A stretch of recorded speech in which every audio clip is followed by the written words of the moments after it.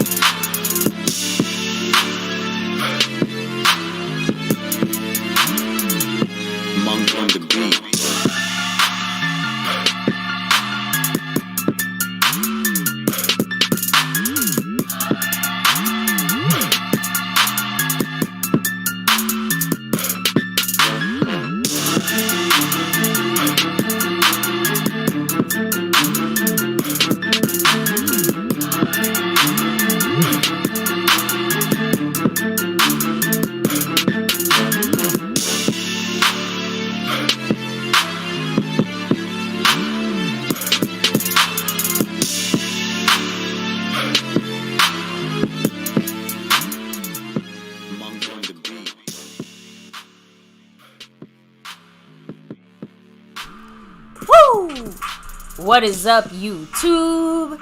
My Cowboys family here, bringing you guys another preseason game day reaction live stream. Yeah. Thank you for hanging with us here. Take a second to hit like, subscribe, hit that notification bell, follow us on all social media at My Cowboys Family, and of course, hop in the Discord. Link for that is in the description box down below. That's game 2. It's preseason. It's another. Again, we know what to expect. We're gonna get ready to kick it off here live with you guys. Again, NFL Network's a bill. They got the Colts and Bears right now battling it out, so we won't see every single second of it right now. It's gonna kick off in about 5 or 10 minutes.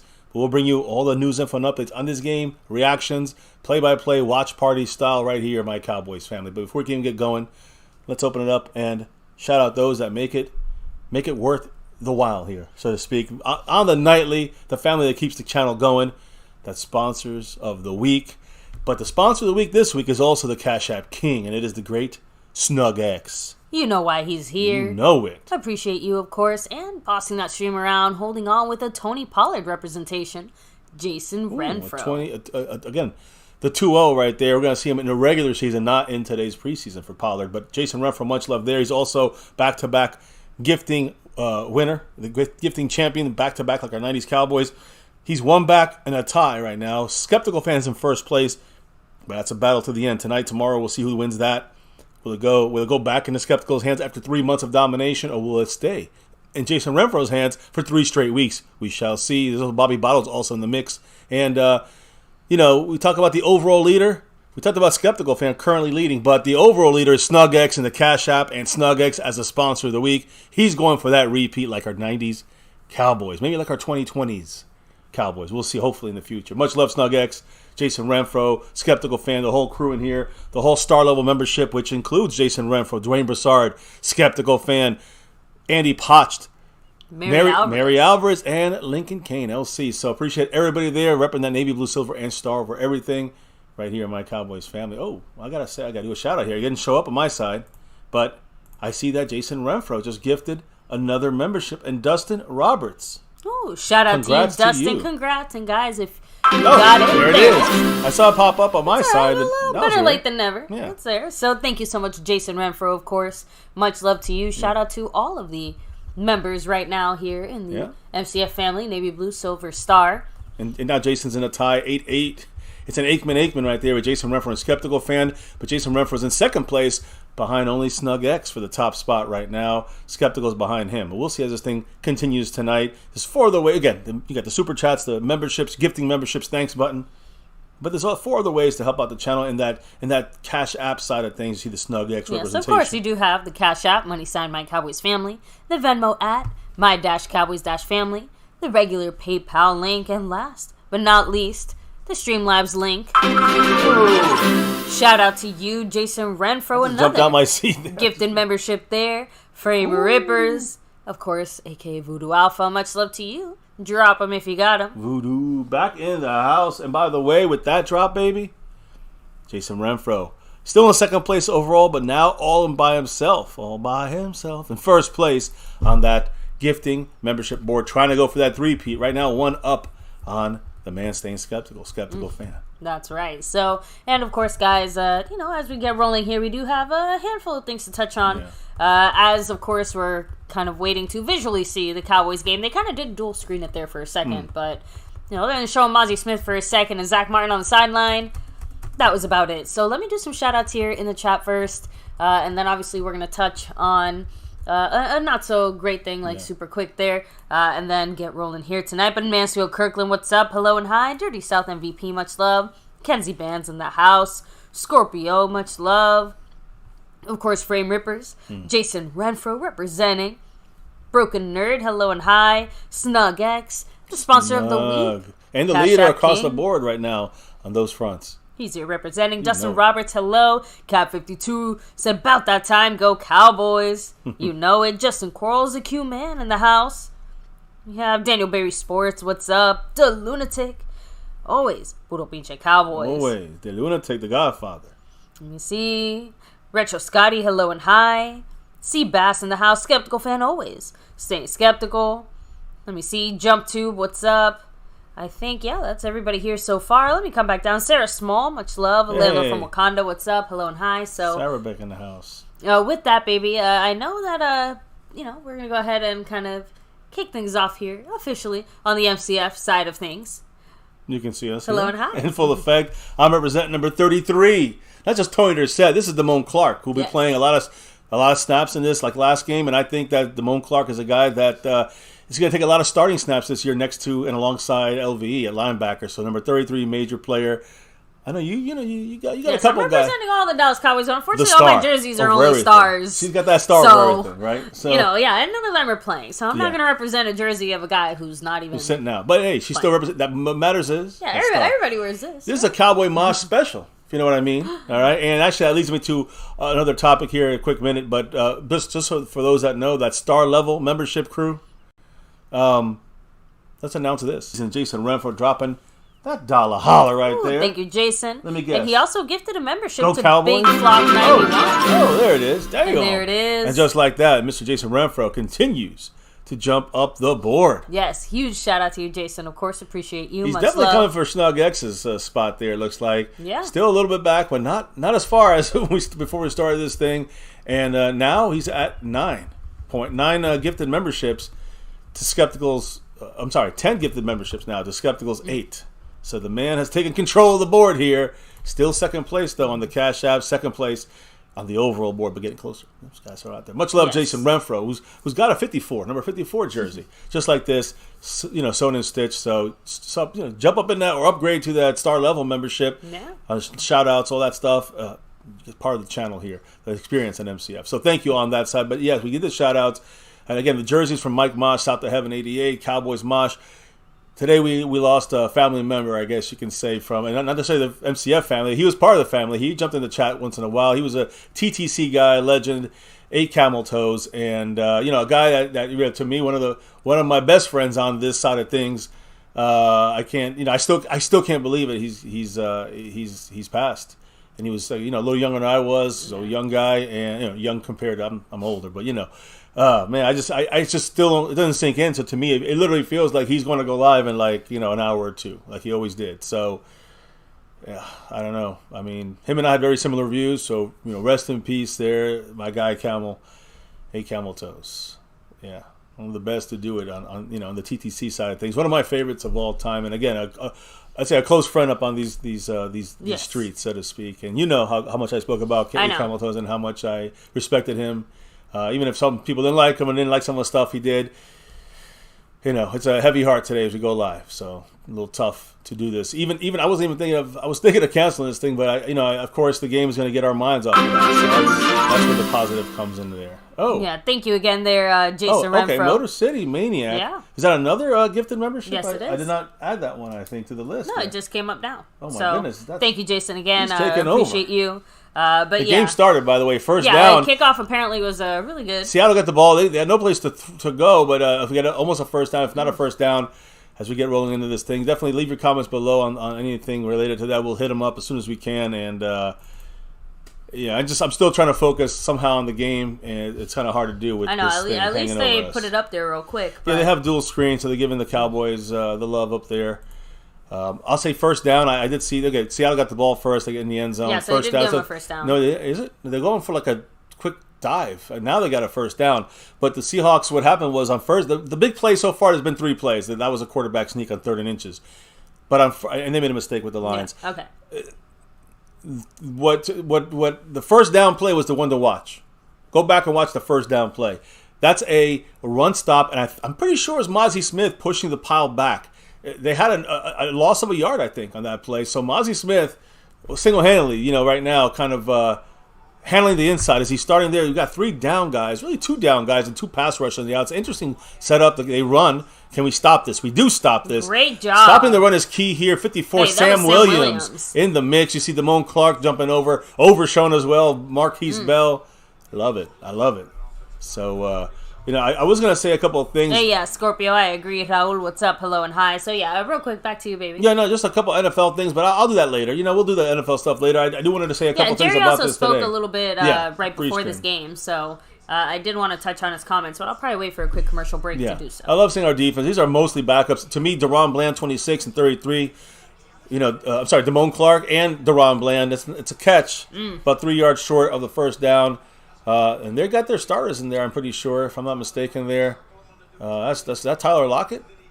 I mean, we got 37, Eric Scott Jr. in coverage. Is everybody playing their starters against us? Yeah, they're all playing their starters. We're not. Now, we're not going to get into this discussion because I believe at this point it's not worth putting the starters in with broken offensive line situation. You don't want Dak or anybody getting hurt. But I know, but you can't deny that we're probably going to look a little rougher week 1 than maybe some other teams. For a drive. It's worth not getting anybody injured, I think. Damone Clark, number 33, he is the Cowboys looked at their it's a false start on the Seahawks. They moved. Yep. So now it's 3rd and about 7 now instead of 3rd and 7, 3rd and 8. Yeah, so Cap 52 said a lot of teams are starting their number 1s. Yeah, I mean, we're one of the few that probably are not at all starting them. This is the McCarthy's choice in this. I think you just want to make sure we got to take one rusty drive than injuring somebody for half a season or the full season. I think that's what his mindset is. Again, I see the argument both ways. Yeah, you can see it both ways. Like I said, I just can't see it mattering that much to the overall success or failure of a Super Bowl run. You know what I mean? 3rd and 8, we get pressure. Quick pass. It's almost a pick. Ooh. Great defense that time. Our 3rd stringer, Eric Scott Jr., going against their 1st stringers. Incomplete. Well done. By the way, Geno Smith is playing, by the way. He's starting. Yeah. So I'm just saying we have the literal starters of the Seattle team, a playoff team, may I add, against the Cowboys, a rookie 37 against their starters. So you see now, Eric Scott did a great job there. I do see arguments both ways, right? So Raul said I like seeing our backups get work against their number 1s. And Cap 52 said next game I'd like to see our starters get the rust off sooner. It would be nice. Don't hold your breath. I know, but McCarthy said it ain't happening, and I don't mind that if we have our full offensive line out there. Then I can say I can agree with that a little bit more. If we don't have our offensive line out there, they got to wait till week 1 to get Terrence Steele and everybody out there. Then I say wait. With everybody on offense, Dak included. Fair catch for the Cowboys for Turpin inside the 10, right about the 9-yard line. Let me get into some Cowboy, news here real quick. I could talk about. Listen, NFL news is really minimal. We had Dwayne Haskins. He was supposedly drugged and robbed before he got killed when he tried to cross the street there. Yeah, really. So that's a whole story that's kind of coming out. But then Jimmy Graham, also in the street today, in the sense of Jimmy Graham has been arrested. Cops said that Jimmy Graham was wandering in traffic. Similar, again, this reminds me of the Dwayne Haskins thing, Yeah. right? The law enforcement responded to a call for a suspicious person acting erratically near a Southern California resort. At the scene, cops claim they witnessed him walking in the streets, and then they attempted to arrest him, but he resisted. It comes down to what it's been announced as a medical condition, likely related to a seizure. The Saints released a statement basically explaining what happened. What I'm saying here. It just seems like they're chalking it up to just like I would say it's maybe the beginning of CTE for all we know, but a seizure of some. I don't either know. way, the point is, it sounds like it wasn't drugs or some kind of thing like that. No, not like that. And as far as I guess I'll do some question stuff throughout some comments and thoughts about the Cowboys here throughout the game.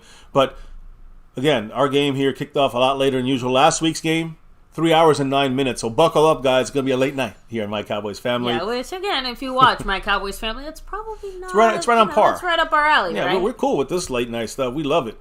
We live for it. Well, most of the time. And look, the point is, which of the guys I'm looking at right now for the Cowboys? I'm going to say on defense, Mozzie Smith. We saw him make a great stop in the beginning. DeMarvin Overshown, number 35. Again, number 58 is Mozzie. Overshown is 35. He was involved in a couple plays there, already kicking things off. Eric Scott Jr. Those are the three defensive guys I had marked in my mind. And that's number 37. He just made a play. So far, so good with the defensive side. We're seeing them. All three of these guys that I just called out are the ones that are kind of showing us the most so far on 6 drives, 6 plays, 1 drive. On the offensive side, which are on the field now, Deuce Vaughn. When he plays, when he starts, I don't know. We're going to see in a minute. Yeah. Austin Richards, number 76. Deuce Vaughn is 42. Keep in mind, you see number 76, watch him. We got to see if he's going to be able to hang in there or not. So Austin Richards, number 76.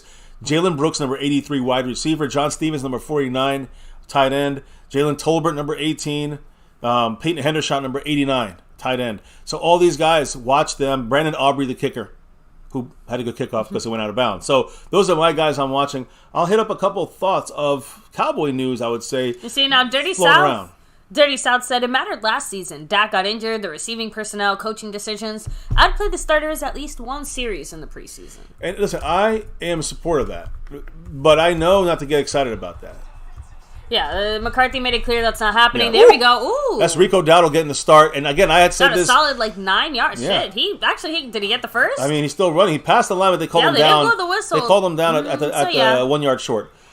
So 2nd and 1. Last week, the Cowboys started Malik Davis against the starters of the Jacksonville Jaguars, and no offensive line, and he did not much. All right, but he was. It's hard to do anything good when you have the backups of our offensive line, and the starters of the Jacksonville Jaguars. Similar situation in this game, and I was saying they probably flip the script and let Rico get the start here to see what he can do against the top talent. Because last week Malik Davis didn't do 2nd and 1. It looks like Tolbert just went in motion from right to left.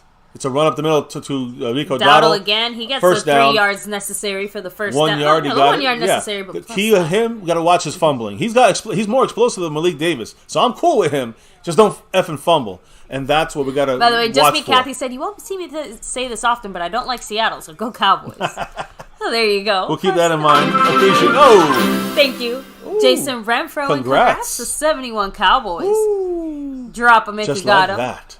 Boom. Boom, bitty, bye-bye. There you go. Much love, Jason Renfro. Appreciate you. So thank you, Stubby, by the way. Yes, he said that it seems like his stream is about 30 seconds ahead of us. So he promised no spoilers. Ooh, a low pass there from thank you, Stubby. Appreciate Cooper that. Rush to... And that's one of the guys I was watching. No, Hendershot. Hendershot, sorry. I don't know if that was more... That seemed to be more a bad pass by Cooper Rush. I thought Will Grier get most of this game. Probably Cooper Rush get 1 or 2 drives at most.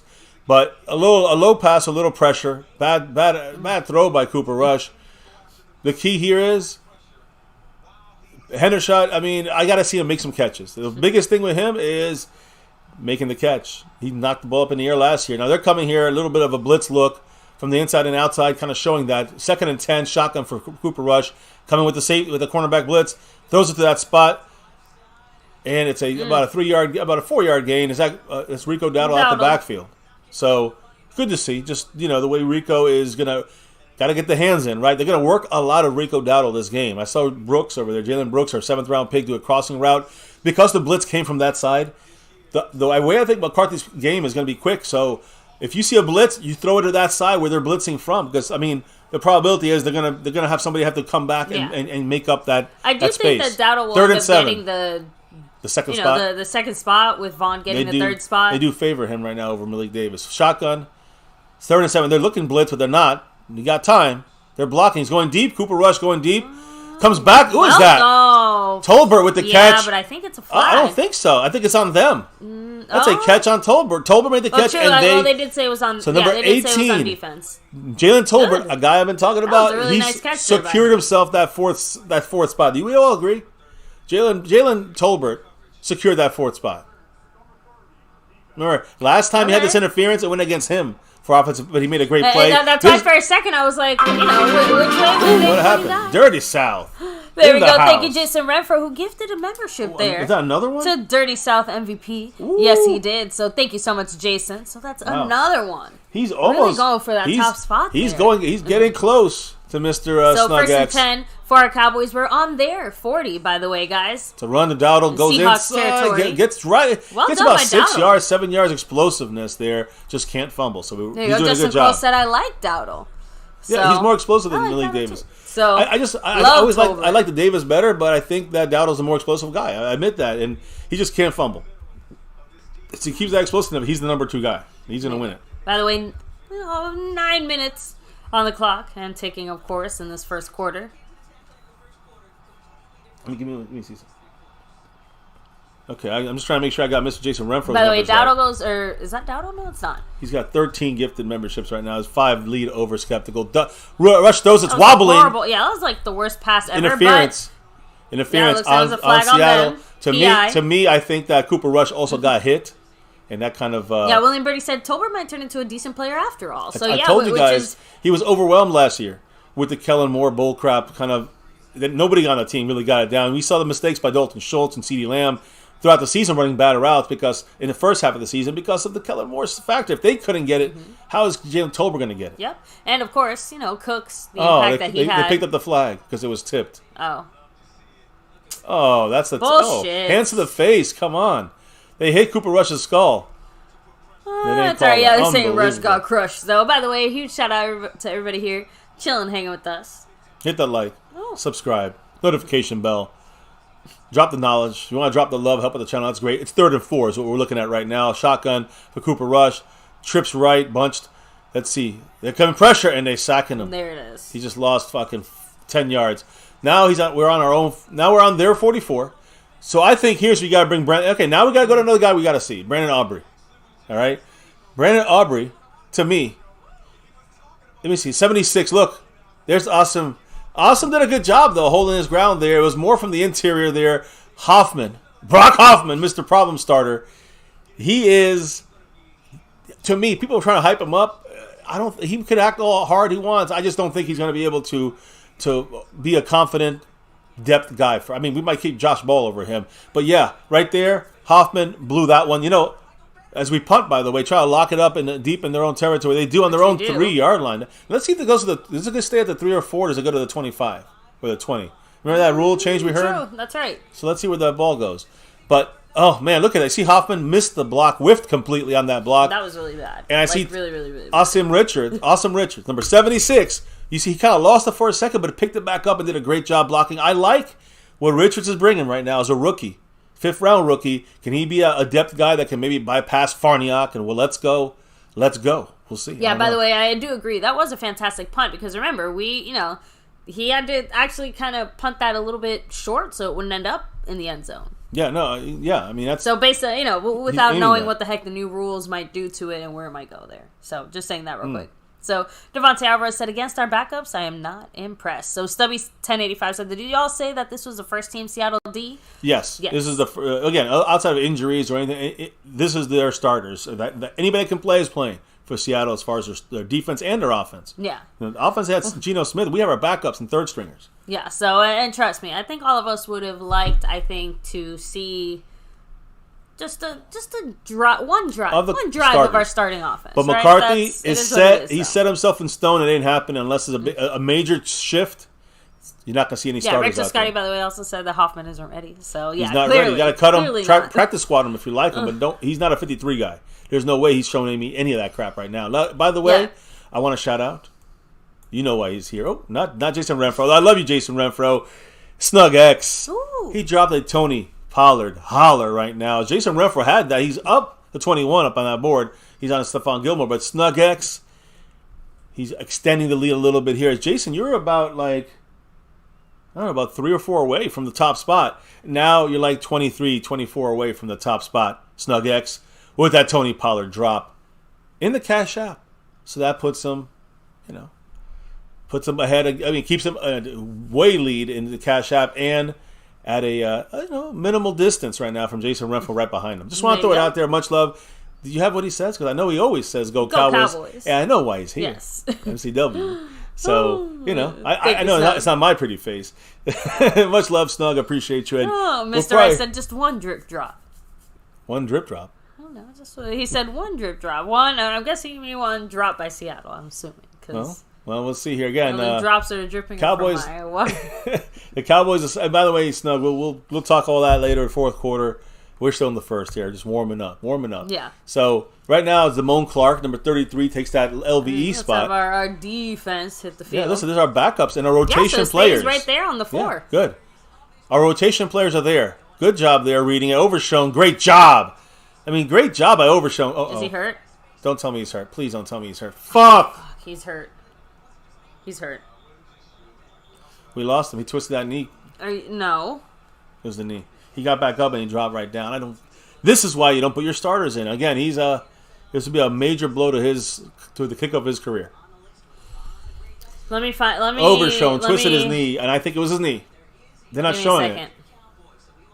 Yeah, he's on the ground and he can't move it. Fuck. That would suck ass. God damn, man. The energy no changed fucking real breaks quick here, from right? there. No fucking breaks. No breaks. Here, so he's obviously being evaluated by medical staff right now, but no one's really saying. Damn it. Let me see. I didn't see the replay. I would like to see the replay. I guess we can't go back on this, can we? No.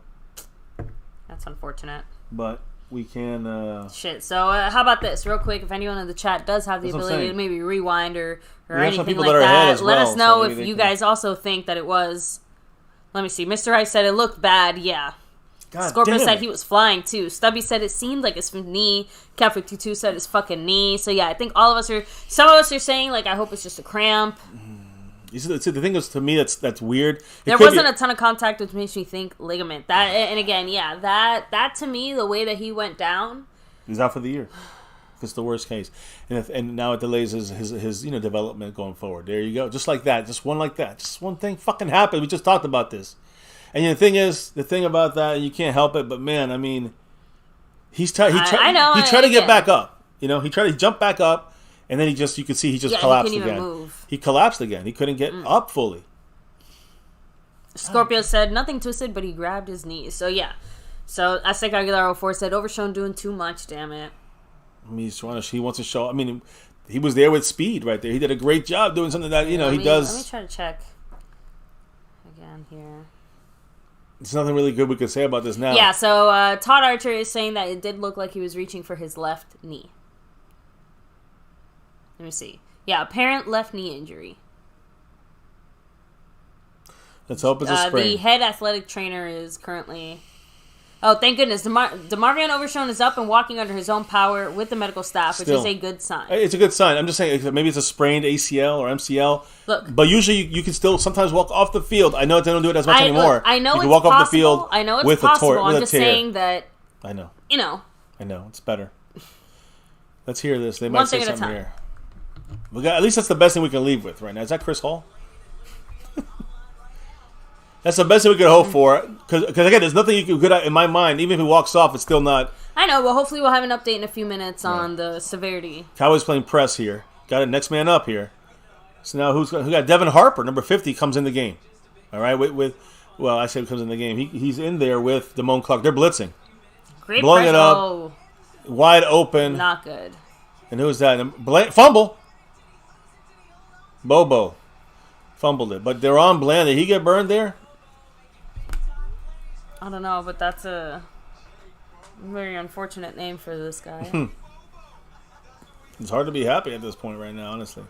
I think Overshown was going to battle out for some starting reps now. Damn it. Yeah, hopefully just a sprain or something else. But it is still a very good sign that he was able to walk off under his own power. Now, who is that? Is that Bland? Now, that's a starter for us against Bobo. He did fumble it. Yeah, but he got it back. He recovered it. Yeah. I know. I'm just saying, like, good hit, good tackle. But even if it wasn't enough. He blew it. He's the guy that blew it. We got to stop the run. We don't there. But Mozzie got bowled over. Man, losing Overshown completely changed the energy there for us. Boy.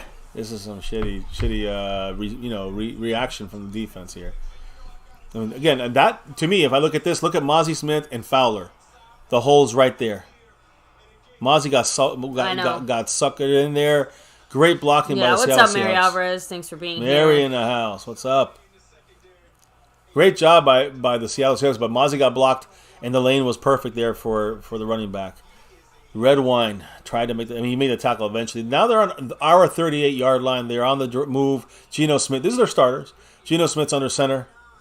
They're running towards the right. Oh, man. Come on. Got to make a good stop there. Osa involved. There we go. I see. I was gonna say Carlos Watkins. I think I was Baganu. I think I saw Sam Williams. Honestly, I saw like 4 or 5 different guys there at the end. Yeah, the Cowboys really broke up that play.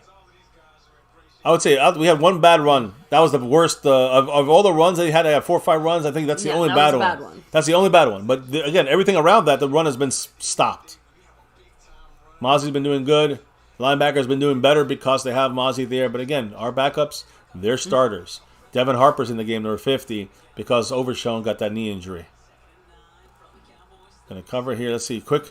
There's Fowler. Good defense there. Mukwamu right on him for like a 3-yard gain, not even. So good job there. This is again. Now they're on our 35? Yeah, it's like 3rd and 7 or 3rd and 6, something like that. I think. Yeah, it's like 3rd and 6. Look, the point here is we already stopped them once. Oof. I'm just saying our defense. These are again. I want to reiterate. These are our rotational starters, our backups. 3rd and 6. We got 4 guys on the line, but you can blitz at anybody here from the middle, from the cornerback spot. Mukwamu's there. Good job by him. Putting some pressure, sack. There it is. But hey, first sack, Sam Williams. Boom, baby, boom. Give me a little boom. So Sam Williams, 54, like I said, against a starting offensive line of the Seattle Seahawks. And on a 3rd down, that's huge. That's a playmaking type play. There. Exactly. That's exactly what it is. The play it's a money play. That's one of the things. Like, of course, we love sacks all the time. Yeah. But when you get a sack on 2nd down and then you allow a 3rd down completion. Takes a little bit of the wind out of your sails. It's a long-ass field goal right here, I think. I don't know. It feels like a long field goal. What is it, like 54? 54, 55? 57. Sorry. He shanked that one. Did he make it? Shit, I think he made it. He knuckleballed that shit. I don't know. Every single kicker, when they kick it and they shank it and they hit it, and they always seem to be magnetically going through the goddamn... Like no, we don't. Everybody against us, they knock it through every single time. It feels like it. 4:20 to go in the first quarter. My God, Myers is not. At first, I was like, like admiring this great display of special teams, and then reality struck me once again. Well, about the impression of the reality of our special teams and what we're gonna see. Like our guy can't even make a fucking 35-yard field goal sometimes. I'm like, and I'm being a little bit dramatic here, but. They just took the ball. Only like a little bit. They took the ball from their own 4-yard line. Only by a few yards. From their own 4-yard line, they went all the way and were able to get points out of that because of one big run. And went for that.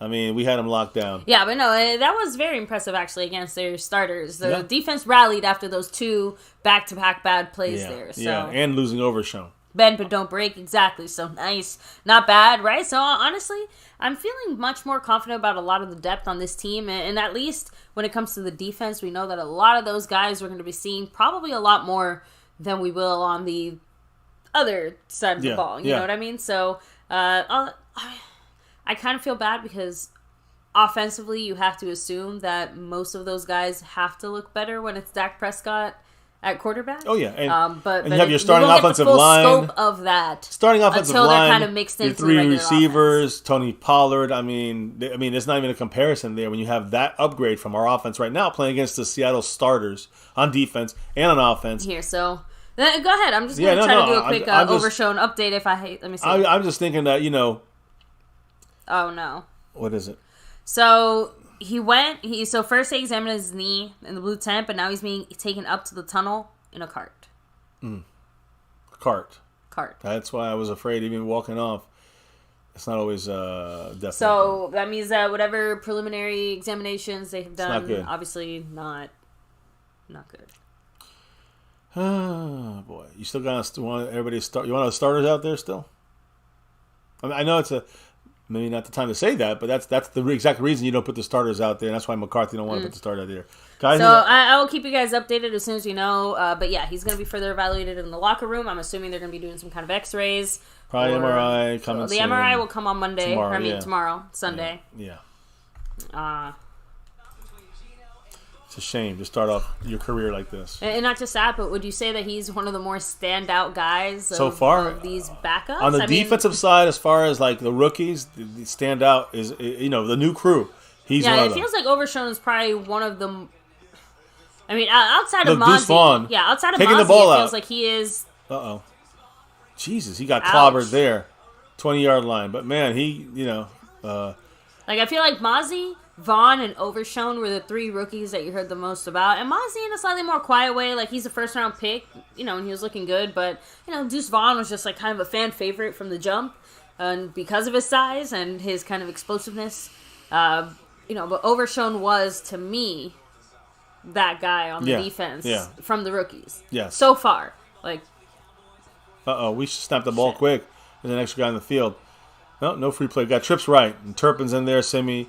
Looks like Brooks is out there too. We got Malik Davis, the running back. Quick throw out there to Turpin. We've been seeing this play all practice, all week. He got like 5-6 yards. And that's my point. This is a run play. I know you just saw a pass. Actually, we technically did see it earlier, but flipped the other way. Right. This time he threw it to the right. Last time he Cowboys threw it to the left. Are going to do this. The running back, Rico Dowdle. We're going to do a lot of this. Quick passes. The guy who's. I thought it was tipped. It was tipped. I think. Either way, great job by Cooper Rush getting it by, and even better job by Turpin to get the catch. Looking 2nd and 4. This time we got Cooper Rush a pair of glasses. Said Scorpio. 2nd and 4 under center. We got 2 tight ends left on the line of scrimmage. So I think it's Hendershot and big mismatch there on the bottom. Play action. Cooper Rush isn't even Jesus looking that Christ. way. Wow. But let's go. Just a blown block there on the right tackle spot. I was hoping more for Let's Go, but man, Let's Go is going to be kicked off this team if he keeps playing like that. I'm hearing. I'll talk about Josh Ball in a minute. We've been hearing a lot of things. That's None the of one. them That's good the right one. now. That's the one guy who has to solidify that block right there. You got to hold that block. Let's Go blew it completely. I know it's the starters of the Seattle Seahawks, but man, Let's Go. You got it. You're a major player. That Mafi. Remember Mafi? I talked about him a lot yesterday. Mafi is the guy that is the problem starter for the Seahawks. He just bowled over. Let's Go. Here he goes again. Quick throw. Good job there. Good catch. Is that Brooks? 18 Tolbert. Well done. Tolbert just doing it right there. Guys, Jalen Tolbert. Not just that, but we feel happy about him next year coming in. Cooper Rush and Tolbert are two guys that seem to connect a little bit. They play a lot of. He's their starter. And he's their number one. That's his number one from the receivers. He's their number one, and it's the backups, right? It's Cooper Rush, and his number one is Jalen Tolbert. I guess I left my Dwight Green in the place to be. Damn it.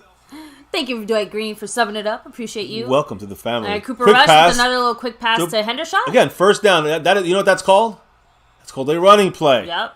By the way, you know how many yards we got there? Like 6, 7? That's our first down run is the quick pass to the outside, to the flats. Keep doing that. And eventually they'll start moving out, and you throw them in the middle, slants. And then if they come in the middle, then they come up from the back, you hit them deep. And that's the plan. Maybe it's going to bore some of you guys, but I don't care. As long as we move down the field. First down, we do a play that gets us 6 yards, gets us 7 yards. You know what? Now it's 2nd and 3. You know what isn't boring? Winning. Not just that, but an offense that is continuously moving forward. That's not boring to me. Helping our defense just by doing what they're supposed to do here. And that's a quick run up the gut there. Malik Davis first down. Perfect. Getting some of those tougher yards, right? Which Dowdle, I think, doesn't do as well, let's say, By the way, Malik Davis seems to be the guy that they are favoring now for short yardage. And not just that, but I feel like I've seen him more than Dowdle when it comes to helping block when it comes to the O-line. Again, just throwing that out there. Maybe it's just the last drive that he's got. He's just like the guy who's been out there as well. So I completely acknowledge that could be the case. Just saying that, he seems to try to be helping to pick up some blocks. By the way, Farniak is center and Josh Ball is right guard. Another run to Malik Davis up the middle. There he gets about 2 yards. This is their starters. I'm going to say it again. And Dowdle looked more explosive But Malik Davis looks like he maybe does the better. Cat 52 said, remember when Cat 52 said to people to chill about Tolbert? Pepperidge Farm remembers. Hey, listen, and I'm also one of those guys that I could have jumped on him and said, he had a bust of a first year. He had a shitty first year, no question. But I said, let's see him when he gets the second year under his belt. I wasn't ready to throw him completely out, but I did acknowledge that it was a huge mistake for the Cowboys to think that Tolbert was solid enough to be relied upon. Running back draw to Malik Davis. Now we're going back to the run up the middle there. Yeah, there's 2 runs in a row. Last year, you know what I mean? Like that to me just seems like that was a misstep by the Cowboys. That's Stephen Jones, Jerry Jones. And they're putting a lot on Tolbert's plate. They put a lot on Noah Brown's plate. And we took away Amari Cooper. That's the stupidity of the front office. That's not McCarthy. McCarthy said, let's do these quick plays, these quick outs to help our run game. Let's do these the runs to soften up the middle a little bit. I like McCarthy's game plan. I like his play calling. Now we're 3rd and 4, another manageable 3rd down. We're not 3rd and 8, 3rd and 12 like we had last year most of the time. We're 3rd and 4 here. Cooper Rush, got to get it out. He does. It gets what a catch! 4. Let's see if they catch it. It looked like a good catch in Tolbert. Look, Tolbert did the best he could, but that looked like a low-ass pass by Cooper Rush. Uh-oh. That's what I'm saying. Like, it's going to be the second quarter anyways. This will be the last play of the first quarter. Let's see. Here's the replay. Come on, Tolbert. Oh, Tolbert caught it. I don't know. It did touch the ground, but Tolbert caught it. Snap the ball. Oh, they're going to challenge that. They are challenging it. Yeah, right, they're challenging it. So, okay, so there we go. We're in field goal range when I see Brandon Aubrey here. All right, so real quick, let me go ahead. If they call incompletion, that's Brandon Aubrey. Yeah, let me refill my water, but a quick recap in case. I know most of us are here chilling and watching the game, right? So, give me a second. Oh, okay, perfect. Who is in the house? No, but just, I know most of us are here chilling and watching the game right now actively, but... Yes? Oh. In case you are not, Cooper Rush just threw a very, very low pass there for what is hopefully going to be a first down, depending on how this challenge flag goes. I don't think the ball... Seattle is challenging. I don't think the ball bounced on the ground. I think it kind of hit the ground while his hands are around it, so it's a tough call to overturn. Like, he caught it, and he clearly catches it, but, like, a second later, the bottom of the ball does touch the ground. But for a second, his hands are clearly on the ball. And there's air in between the ball and the ground. It didn't move when it didn't move when it hit the ground. If it moves when it hits the ground, it's incomplete. I don't care about the hands. It didn't move. It looked like he had more possession than it was the ground helped him catch it. We'll see. Yeah, so because the rules can go either way. Right? Yeah, the refs, they can call us either way here. So Cassie Stewart, what's up? So according to Mike McCarthy, the plan is to not play any starters at all in the preseason. Here's another view of it. To me, his hand is underneath it. To me, it's underneath it. But of course, we're Cowboy fans. But look, my thing is this. Do you not agree that, Tolbert's playing fucking fantastic? Oh, yeah. Even the offensive pass interference last week, he made a great play. Today, he had interference against him. He still made a great play. This play, the last catch he made, the way he made that first down. If the Cowboys had said to me, the way he's playing now, hey, he's the guy who's going to replace Michael Gallup for a few weeks until he comes back. We're good. I would have said, okay, I can see it. I get it. How do you guys feel about that in the chat? Do you guys feel better now? Let's say if something happens to Gallup, let's say. I mean, you can see why the Cowboys drafted him and why the Cowboys liked him for that role in the first place, because obviously it's just growing the skills he already had. Agreed. Thank you, Will McClay. Once again, and Robert Prince, he's the one that pushed for him. True, good point. But he's at least when the lights are on, he looks like a whole different player right now. Mr. I said that's gonna stand. Come on, so it should. Let's see. Jason Renfro thinks it's gonna be an incomplete pass. Jason Renfro's right. No, Jason. Yep, you called it, Jason. Incompletion. Damn. So now it's to stop the clock. That was. So that could have gone either way. Yeah, now it's fourth down. It's and we kick a field goal. How are you not? I know, it's okay. It's the heat of the game. I can't help it. I love seeing these players trying to earn their spots, earn that star, so to speak. Everyone's saying go for it, by the way. 4th and 4. Honestly, I want to see the kicker kick. No. They're going to go for it. Why are we going to kick a 50-something we know he's going to miss? No. What the fuck are we doing? Cut this guy. No, I want to see this. This is what I want to see. 4th and 4 from the 40. Again, our backups versus their starters. Cooper Rush in a shotgun. Dowdle in front of him to block inside. You got it. Yes! Yeah, we do. Brooks. Jalen Brooks. Hell yeah. Jalen Brooks, seventh round pick at receiver. He said these nuts. That's a good play there. And a great route by Brooks to get his guy off of him there. What a nice job there. Brooks, nice catch.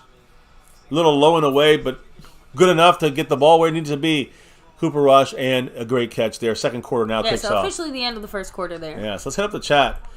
I personally like... Yeah, let me do a few more shout-outs here. And let me just say, I personally like the way the Cowboys' game plan is going, the play calls.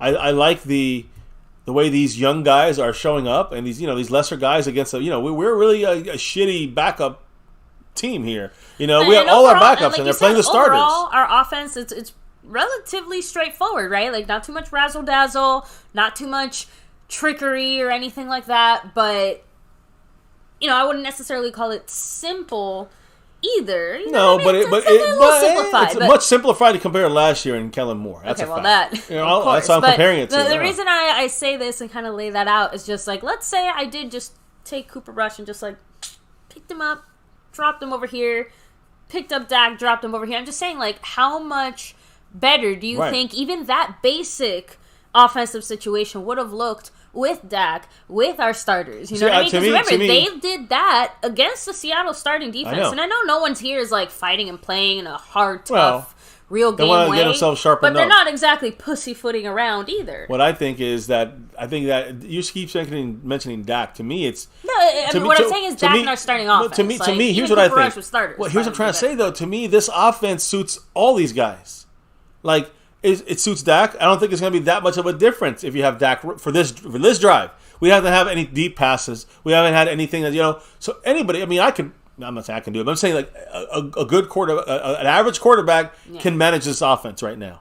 And I'm talking about Cooper Rush. So Dak Prescott, he'll make it look, the best you can make it look is the same right now because it's been pretty on target. To me, it's more about the offensive line being in the game. To me, it's about what about Pollard instead of Dowdle and Malik Davis. To me, it's about what about these other receivers instead of Brooks and you got Cooks, and you got CD, and you get. To me, that is even the tight ends. You don't have Ferguson, so to me, that's the difference. To me, all these guys plus Dak Prescott, we might have scored a touchdown a couple plays ago already. So to me, I love this the way the offense has been. This is kind of what I was hoping for. We've been saying it. What's going to look like this offense. I think we're getting a deeper look at this offense. A lot of under center, not as much shotguns. A lot of quick passes to the outside. We haven't seen any hurry up right now. We haven't seen any hurry up and any quick huddle, but that's coming. And I think they do that a little more often than they do with Kellen Moore. So far, I love the offense, the way the flow of it, the game plan / the play calling by Mike McCarthy. Yeah, so let me hit up the chat real quick. To me, I'm a big favorite over Kellen Moore when it comes to that. But yeah, True Love said Dak's going to look like Russell Wilson in 2020. Book it. Yeah? Did he have a good year that year? I don't know, but he's going to be good. So Richard Scotty said, okay, so I know, going back. Okay, no, you're talking to Cassie there. Shotgun, by the way. Fan said, I think the players also play harder during preseason. If they're working for a spot, they are.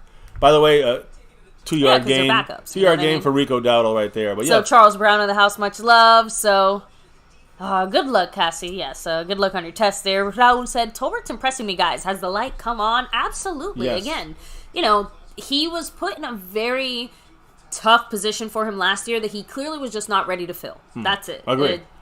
Too many XYZ last year in the Kellen Moore offense. That we've streamlined a lot of things offensively. And that's McCarthy. Kellen Moore throwing it down, man. That's a drop from Tolbert. Should have had that catch. It would have been 3rd and 2. And that's fucked up there, Seattle. I know, late hit. Hands off our player. That was all Tolbert, and again, that's why he is still our fourth receiver. That's what I'm saying. That's why we're still working through some things here, right? It's almost a pick. You can't have those drops. That was dangerous. That was dangerous. Can't have those drops. Unfortunate that also happened right when I'm talking about Tolbert. 3rd and 6. All right, and now we're going to see here Tolbert's in motion from left to right. A lot more motion this game than the last game, which I like. I like motion. Shotgun, I understand shotgun on 3rd and 6. Here comes a blitz on the left side. They got to pick it up. Rico Dowdle does. Nice job. Great catch. Turpin. First down. Great pass. Great catch by Turpin, finding the open spot. Brooks on the outside also spacing. Was not expecting that from him there. He was spacing the defense, Brooks, up top. By doing his route, it pulled the defender away and made the pass easier for Cooper Rush to throw it in there. This is the Mike McCarthy game plan. I think that Mike McCarthy has also done what Kellen Moore could never quite do when it came to guys like Turpin. Adjust for the skill set. Not just that, but he's a legitimate receiver now. You know, he's not just like we a never gadget used him last or year. whatever. Yeah. Here we go. Another run up the middle here with Rico. Finding his hole there. A gap right up the gut. And it's a 2-yard gain. 3-yard gain. Oh, so let me come back down here. How much time were you using on this clock? Let's goes out because of a shoulder injury. That sucks. That shoulder issue again. Last year he had it. This year. I don't know if it's the same one, but if it is, he's going to have... He had the surgery. It's supposed to help this, and it's not helping it so far. Not good. For Willetsko. That's 2 injuries already. Overshown and Willetsko. Now, under center. Yeah, he tweaked his shoulder. All right, we'll keep track on that. Under center for Cooper Rush. Thank you for that, Richard. Rico Dowdle is in the shot backfield there. He gets the run here up the gut for another 4 yards. There's ball going down hard. Ball's going to sneak on his freaking team. I really do like Dowdle. I do. He has explosiveness to him. Just can't fumble. Let's see what happens here. Man, couldn't get that block there. 72. The 6'9" is 72 is 6'9", by the way. Hyphenated name. I don't know. Petite something. He's not petite. He's big. 12 minutes and 40 seconds to go. 3rd and 5. Can he do it again? Open backfield. Shotgun for Cooper Rush. 2 on the left. 3 on the right. Cooper Rush looks back. Looks right. Dumps it down to Tolbert. That's almost a first. That's a first. I thought he caught the ball over the line. It depends on where they mark the ball. But Tolbert made another catch. It should have been over the line. Tolbert's got like 4 catches already. 5 catches. He's on fire on this drive. Yeah. He had that one drop, unfortunately. Hey. Even he's allowed mulligan. Let's see. Turpin was looked at there. He opened it up for... Is it the first? It is a first. It seems like they gave us the first. And he gets more yards there for Rico Dowdle. Another yard. It is. It's now first. Well, 2nd and goal now after that run. Yeah, they gave him the first. I think the Cowboys wanted to do a quick snap because they didn't want them to review it and say challenging. He's half a yard short. Under 12 minutes in the second quarter. So, by the way... 2nd and goal. This doesn't exactly make me feel any better, but Overshown has been ruled out for the rest of the game with a knee injury. Not that it's any surprise. Yeah. But they just said more tests to come. That's not so that's that not to good. Me sounds like they need an MRI to confirm what we are all afraid of. Yeah, that's not good news at all. Shotgun right now. Tolbert right to left. Only guy on the left side. He's the only guy who's done any Rico motion so Dowdle. far. The shot going to the left side to throw to Dowdle from that side. He's touchdown if he gets in. Got it. Touchdown. Rico Dowdle. Touchdown. That's what I'm talking about, baby. Sorry, I'll give you the high five too. We do it both ways here. Yes. 6-3. Cowboys. Oh, but that's a touchdown. Cowboys always love to ring that bell. And now we just need what's his face? Brandon Aubrey. He missed it. Didn't he miss the extra point last week? He did miss 1 extra point last week. He made the first one and missed the second one. Can't have that shit happening.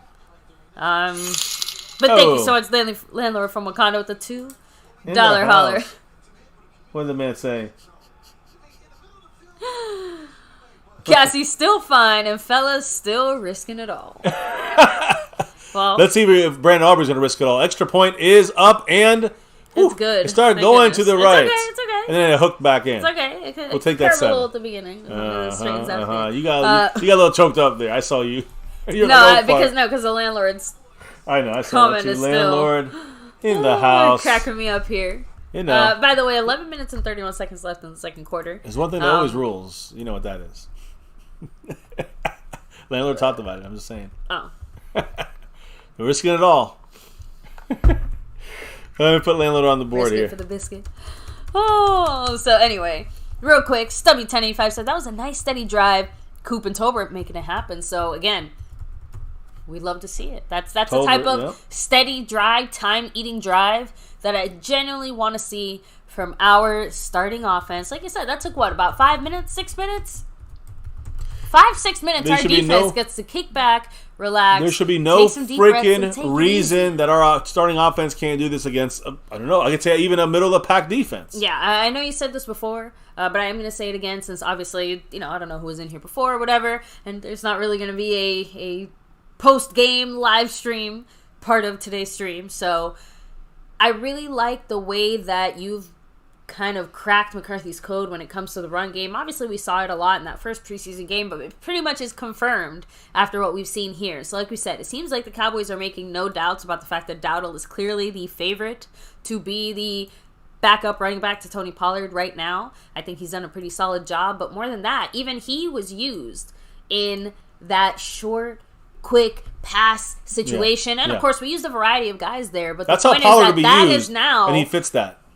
Just as valid as a run. Like they're basically equivalent in McCarthy's eyes. Obviously, quick passes to the running backs and tight ends is a run in my mind on first down. And we've done that on first down a lot. Correct me if I'm wrong, but if I'm not mistaken, I pretty much saw the same personnel for both of those plays. Like if we wanted to run, it's not like we changed up our personnel. The same guys stayed out there as the guys who lined up for that kind of short pass situation. So I'm just saying we reverse a lot of this and it gives a lot of potential. I'm excited to see it, like I said, with our starters. That's why I said Pollard in the mix. But it looks so good even just with our backups. So to me, imagine Pollard in there with Dak. Imagine Pollard in there with the tight ends of Ferguson and the true starter. What about the receivers? Now you talk about Tolbert and Brooks and Turpin, but we're talking about CeeDee Lamb, Brandon Cooks, and Michael Gallup. So, and then you have, and then let's just, for a second, let's think about the running game, just running the ball even, with Biotish, Zach Martin, Terrence Steele, Tyron Smith. It's a night and day on the offensive line. And we're talking about starters that the Seattle Seahawks are playing with. We just scored on their fucking starters. All right? We scored on their with our backups, with our backup offensive linemen. Yeah, and again, nothing wrong with Deuce. Oh, I had the hiccups, I'm sorry. I have to scare you. You can, boo! Anyway, real quick, like I said, nothing wrong with Deuce. 7 minutes and 48 seconds, by the way, in that drive. I just don't 17 think he plays. Has what it takes to be the full-time backup. The full-time backup, yeah. So he'll be our third running back? Well, I'd say our specialist running back, our third down running back. If you have a lot of third downs, he'll play more than the other guys. Yes, take a drink. I know. Drew Lock, by the way, now they have the backups in. See, the guys, they took out the backups of offense. They put the second string on offense. We've had our second stringers, and we're going to dominate this team. Here comes, Junior Fehoko. There's a hit from number 30, Wanye Thomas. They still make the catch, but the good thing here is you see the Cowboy defense starting to attacking. Yeah, we're still fighting back. We're not just sitting there and taking it. Number 93 is Fehoko, by the way, Junior Fehoko. So, a guy that we drafted in the 4th round. Good hit here by Wanye Thomas. I think he's doing a fantastic job at safety. Number 30.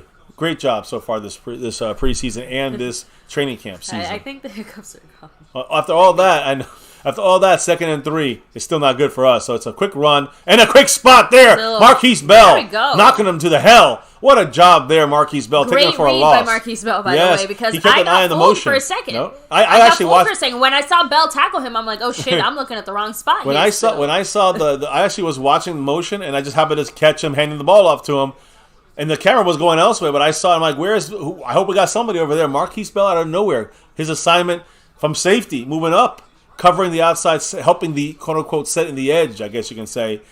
Being very good and very, very aware there. 3rd and 6 now, by the way. 3rd and 6, moving them backwards. Man, this is the defense, our backups versus their backups now. Coming in there. Sack! Oh, yes, come on! Oh, my God. Another miss. Great job there. Wanye Thomas in the mix still again. Still incomplete. I will take that, but that should have been a sack. Should have been a sack. But even without the sack, look at the coverage by Wanye Thomas, right? Great job by him. He's been involved in 2 of the 3 plays. Yeah. In this set right here, in this drive. I love to see it. He had a pretty, he had a few balls. Oh, God, that was a flag. Oh, probably on us for not getting the sack. It's probably late probably hit. Cost us. It's probably late hit or some shit. Unsportsmanlike. On Wanye Thomas, for you stand there and yelling at him from far away? That sounds like a fucking bullshit call right there, but whatever. Look, I saw him standing there looking at him, and then they're just talking. What, they're both doing it. That's bullshit. They're both talking shit. Bobo's talking shit, so is Wanye Thomas. Yeah, I have to admit that's kind of a bit of a weak flag, but maybe the ref heard Wanye Thomas say something. Sure. And look, all I'm saying, I'm not saying I agree with it. I'm just trying to find a even reason Pete Carroll's yelling at him, saying, "Why you?" It's like a fucking why bullshit. Are you yelling over dumb shit? Because he knows they both should have got the goddamn call. Even Pete Carroll agrees. That's a bullshit call. So our defense gets more practice. Mozzie in the middle, getting double teamed, getting pushed around. Mozzie got knocked the fuck out there. I'm sorry, that was not a good play. Yeah, Marquise Bell Mozzie not went quite back make 8 the yards. tackle soon enough to stop that. But look in the middle, baby. Look at the double team Mozzie here. Double team. Yeah, it didn't look like taunting to me, guys, either. Like it was just like they washed him out. Feels like a weak ass flag. Well, he made the play at the end, I guess you can say. Mozzie did get off of that.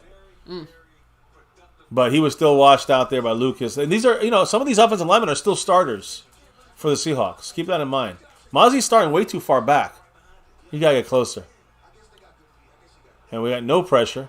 Late blitz. Touchdown. A yard short, but Eric Scott lost coverage there. Yeah, that's like burnt That's toast. the rookie right there, number 11. Yeah. JSN. Very bad there. There's no pressure inside. That's not good. No pressure outside. Man, there's a mistake. Two guys blitzed late on the right side. Should never have blitzed. That just looks bad. And, Eric Scott wasn't in bad position, but... Oh, man, that hurts us. Now they're so it's first and goal on the 1. Shotgun, they run up the middle. Touchdown. That's a touchdown. And just like that, it's a disaster. They're very ugly there.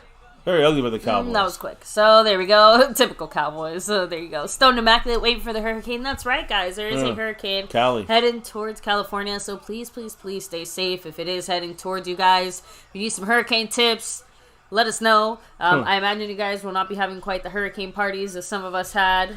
Yeah. Over here. Although, honestly, hurricane parties are a thing of the past. The last few hurricanes to come through here have all been really rough. It crushed us. That's just not. I don't like this at all. This right now. Again, I know we got our backups in, but I know, but it does feel like a little bit something got lost after the Overshown injury, even though we scored. No, not the Overshown. I think it was that penalty, that taunting penalty killed us. That just gave up points right there. Yeah. So taunting penalty hurt us. I'll never forget. Little G had a hurricane birthday because a hurricane came on his birthday, and we got. We were stuck at home, and obviously we had a very but we ended up. Thankfully, we didn't lose power until. It was still fun. I think we didn't lose power until like the next day, and even then, it came back relatively soon. So that was like not the bad one. So I know the next one though, when we were still at that place, that was a really bad one because lost power for 4 days, which was the worst because obviously we lost power for 4 days, but on top of that. If we had lost it for 5 days, we could have actually gotten, we would have qualified for some of, the help that they had where, they restocked your fridge because obviously we lost, all the food in our fridge. It's not a big deal. It's just saying that it just happened in, the worst possible fucking way. So, and that was not great. So, but it was all right. That was not the worst part. But, so just stay safe. If you are in, a very high-risk area like us having an floods, earthquake. Yeah, if you're in a high-risk area for floods, I would say just, get a backpack and make sure you throw in all your important documents and things like that. Make sure you water. Grab some beer and some water. You gotta have beer both. And water. And just some easy to snack on foods. Protein bars or things like that. Non-perishable things or things that you can, cook like that. If you have a grill, like a gas grill, that helps a lot because obviously, as long as it's still up and running and going, you can still. Basically cook anything you want on there, including boil water and stuff. So you guys, there you go. Hurricane tips from MCF and MCW. Yeah, we've been through it a lot. And don't get milk or bread because there won't be any. Yeah. Yes, hit like. By the way, that's the number one hurricane tip I can give you is hit like on the stream. The hurricane will go the other way. We'll get you through it. But subscribe down below. Of course, hit that notification bell. Follow us on all social media at MyCowboysFamily. Hop in the Discord. Link for that's in the description box down below. You know it, guys. Appreciate everybody in the house. Of course, SnugX, sponsor of the week. SnugX, Cash App King. SnugX in the lead on both those boards currently right now. Overall and Cash App. Jason Renfro got 18 points. That's Jalen Tolbert styles having a hell of a game. His boy, though, his guy, his number one player in this draft, I know for Jason Renfro is Overshown. And that's a guy we are holding our breaths about what is his knee injury. And I kind of said it before, but he was one of the standout guys from, the rookies. And overall throughout camp. The rookies, the second year, of course. So he's a second-year guy. But yes, from the second-year group, he's one of the biggest, I think he made one of the biggest leaps from last year to this year. It's hard for me because in my mind, it does feel like him and Tolbert feel like they kind of still feel like rookies. And I know they're not, but... I did want to finish saying, though, Jason Renfro, stream boss, but also he's the... 2 weeks in a row, back-to-back, our gifting king, and he's right now in the lead for that number 3 over Skeptical Fan and Bobby Bottles. Tolbert points up there. Yeah, exactly. So we got everybody. And by the way, Jason Renfro, not far behind Skeptical Fan. I think he's about 25 back. I'm going to throw that. It's around that range. 25 back on first place. So we'll see how that goes. Again, appreciate everybody in the house, in the chat, leaving your comments. We'll try to hit as many comments as we can. Our scoring drive took 7+ minutes. Theirs took 2 minutes and 36 seconds. We went 70 yards. They went 75 yards. We did it in 17 plays. They did it in 6 plays. I like our drive better because you can control the game that way. But I don't like the way our defense let them get back that into this. Let them just get those points. I agree. Off of them, off of that Wanye Thomas BS penalty, in my opinion. By the way, Stone Immaculate said he stocked up on beer, food, and things to smoke. So. Great idea. By the way, not a good play here. We lost a yard. Yeah. On Awesome Richards' side, number 76, Awesome Richards, he's a guy I'm hoping he can still show a little more. And he's looked good today against their starters. I think they're not the backups, I think. But Awesome Richards is not able to contain there, unfortunately. And look, left again. Damn, just nothing. It's not his fault. It was a lot of other people. Like 72 got pushed to the ground, 6'9". Another run here to Malik Davis. Breaks out of there. Still's running. I'm telling you, I like his power. He's more powerful than Rico Dowdle, I think. Like a little pinball himself there. I'm telling you, he's a little slower. He doesn't have that explosiveness. We gotta find a way of keeping both these guys on this team. I don't know. I see a lot of value here in case something happens. I think we use both guys as the quote-unquote starters, and you could have Deuce Vaughn still as the same role. Yeah, so Mary Alvarez, much love. Mary. Please stay safe. But she did say, I'm in the path of the tropical storm, but let's be honest. California makes an overreaction out of something that's not going to be horrible. Watch. Just no offense. But we know how the Hurricanes hit. Now, Will Grier is back in the house. High pass, but a great catch by Tolbert. Well done. By number 18, Jason Renfro. Jalen Tolbert right there. Great job by Tolbert with another great catch. It's more the fact that you guys don't really get that type of weather there on a regular basis, so maybe some of your structures or things like that aren't going to be ready. But I feel like if you're prepared for earthquakes or hurricanes, it's not going to be... Well, you know who is ready? According to Justin Quarles. Jalen Tolbert's ready. He does look like he could easily hang with the starters the way he's playing tonight. He's got that flow going. He's good. He's in this game. And the lights are on. I like to see this. The second week in a row. And there's Malik Davis. Got about two. He's only going to lose 3. He got 2 instead. Under 7 minutes here in the second quarter. Well, as we get we barrel towards halftime. Now, retrospect, maybe we should take Tolbert out of the game after this drive. I wouldn't mind that. Let's get some other guys in the mix. And we know what Tolbert. Tolbert solidified number 4. Just solid drive. It makes it easier. Well it makes it easier. I'm going to add this, and I don't want to jump the gun, but it makes it easier if the Cowboys front office wants to let go of Gallup next year. We didn't restructure his contract, so you can cut him next year. Yeah, it seems like maybe they're grooming Tolbert in his place. I think so. Here, Malik Davis gets nothing. Well, no blocking there. Farniok blown blocks. I can't really blame Malik Davis there when he was tackled 3 yards behind the line of scrimmage. Farniok, and by the way, who's getting a lot of snaps on the offensive line? TJ Bass, number 66, getting some run there at the, I think, Josh Ball spot. Yeah. The Zach Martin starting spot.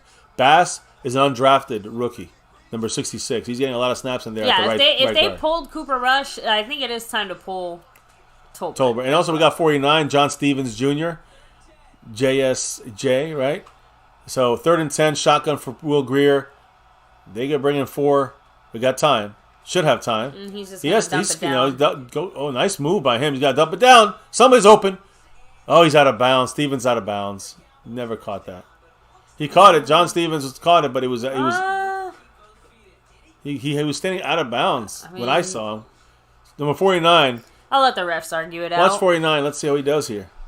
He couldn't chip him. Oh, great job by the rush. A great rush there. I would have thrown it right there. Will Grier missed his chance. Oh, man. Damn. Wait, he tippy-toed that. It almost looks like he caught it. Oh, he's in. That's in. That's in. That's in. I'm sorry. Both feet. That was tippy-toed in. And they got it. I would challenge it. Why not challenge it? Oh, come on, Cal. Oh, damn. Anger punts. That was in. Come on. Anger punts. So, no, my bad. No, that was my bad. Great punt by Anger. Oh! It's okay. He trickled down 2 yards into the end zone. So, it's all good. Again, to the your trigger finger was faster than mine today. So. Well, we get the ball back now. We give them the ball back here. Let's hope our backups can stop some of their starters on offense to still in the game. Snuggex said, FCW, what's your shot limit tonight? 7, 10? No. 20 for her. Baby, we know we loaded up a little bit. After that live MCW from the bar or from the hospital, dying after 20 fucking shots. I am gonna make one thing clear. Everything is with the medication is good. Yeah. That at least was pre-planned for. I might, probably eat a little snack at halftime. Yeah, but we pre-planned in case we wanted to have a couple of drinks. Multiple reasons. The Cowboys, the family here, we got the cameras on, but also in memory of a great friend of ours here. So we'll have to definitely, so we'll probably take a couple extra for Camel. Yeah. So I feel like the ceiling is like 6 or 7 guys, and even you. that feels a little bit, just because. I know I can't challenge Snug because Snug is going to come through, but I definitely am made to take some today. I would, if it was a challenge situation, I would take the challenges. Let's put it that way. It's Saturday, so yes, guys, it is Saturday. We don't start that to the fourth quarter though, because YouTube rules. Yes, but I do have I have not work, but I do have some stuff I have to do tomorrow that I just gotta. We gotta have some buffer for that. Yeah, basically, it's okay. Thankfully, you better drink a lot of water. Later. That's later Sunday night. So thankfully, yes. So hopefully by then I'll be fully kicking again. Hopefully we can do our finale tomorrow. But look, right now we haven't even started that really as of this moment. Yes. But we'll take it piece by piece here. In the second half, we'll talk more about that. One thing at a time. I don't want to jump the gun yet because I am into this. I want to know.